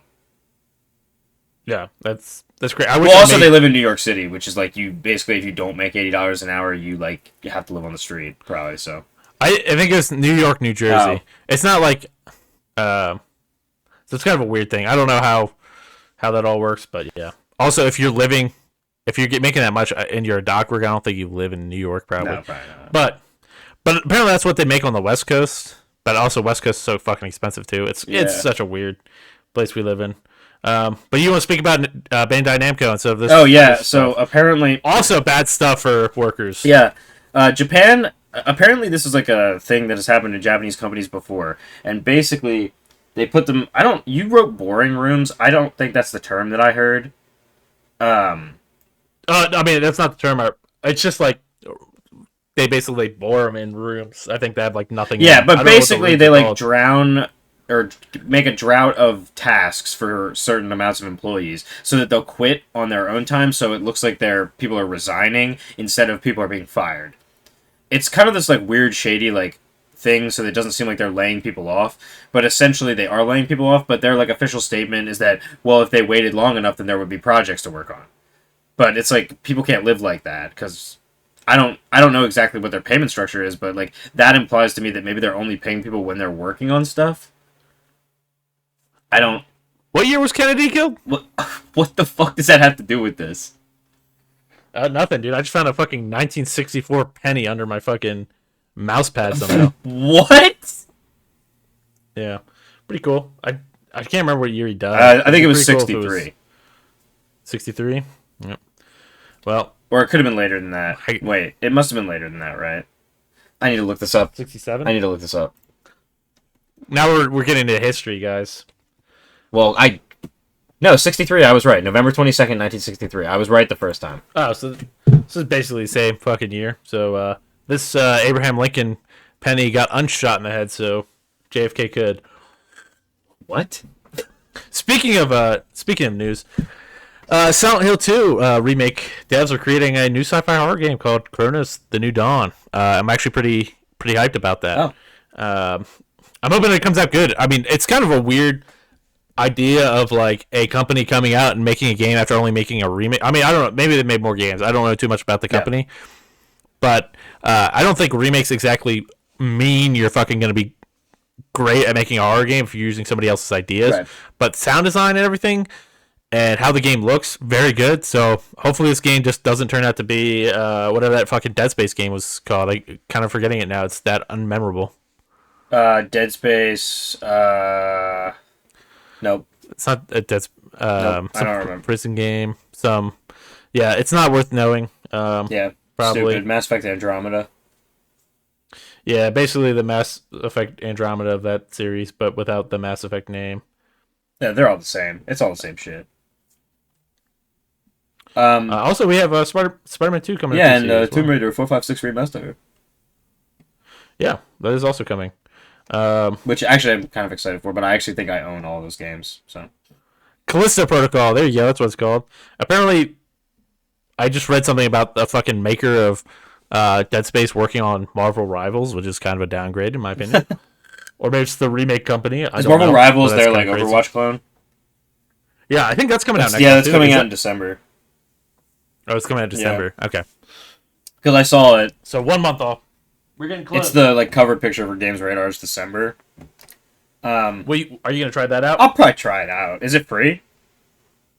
I believe so. Yeah. If it's free, I'm sure we'll try it out, and we'll let you guys know what we think. Maybe we'll make a video about it. Yeah, that'll go probably well. It'll probably be sweaty as shit, dude. Probably. But Wait, that's really all the news for the month of- dude. I'm sorry. I just saw this, and we'll talk about it later. Is there a Killer Bean game coming out next year? Yeah, Killer Bean. You didn't know about the Killer Bean game? The open world? I didn't know they were making a game. Yep. Shoutouts to the Killer Bean game. Why is there more news? No, on it I that just saw came the out recently, picture, and or- I was like, no fucking way. Oh hell yeah, dude! Killer Bean, baby. So that is kind of going to be the big rival for Metal Gear Solid Delta. It's going to be Killer Bean game. Jesus. Okay.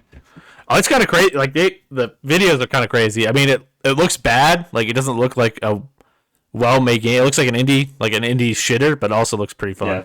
It just depends on how the story is. But it's also like a roguelike story as well. That's weird. Yeah, so really weird. But I believe that's all for this news segment we got. Yeah, I believe that's all for this episode. Thank you guys so much for watching. Yeah. And we hope that you'll continue to watch some more Two Guys content. Yeah, stay tuned. Early in the month is when these fucking two guys one shows are coming out. So if you guys are First enjoying Friday them, of the month. first Friday of the Yeah. month. Okay. That's what we're trying This for guy's- anyway. It doesn't mean that that's actually going to happen. But yeah, that's what we're trying for, and hopefully that will happen. But for That sounded now, fucking threatening. that's all. Yeah, Yeah. but that is a threat. Put it on the All right. record. But strike some of the things I said today from the Yeah, record, of course, please. of course. Um, that's all for today, Yeah. guys. If you guys, like I said, if you guys Let's enjoyed just this, end it. keep Yeah, up thank you and guys so much. stay- Like, comment, subscribe.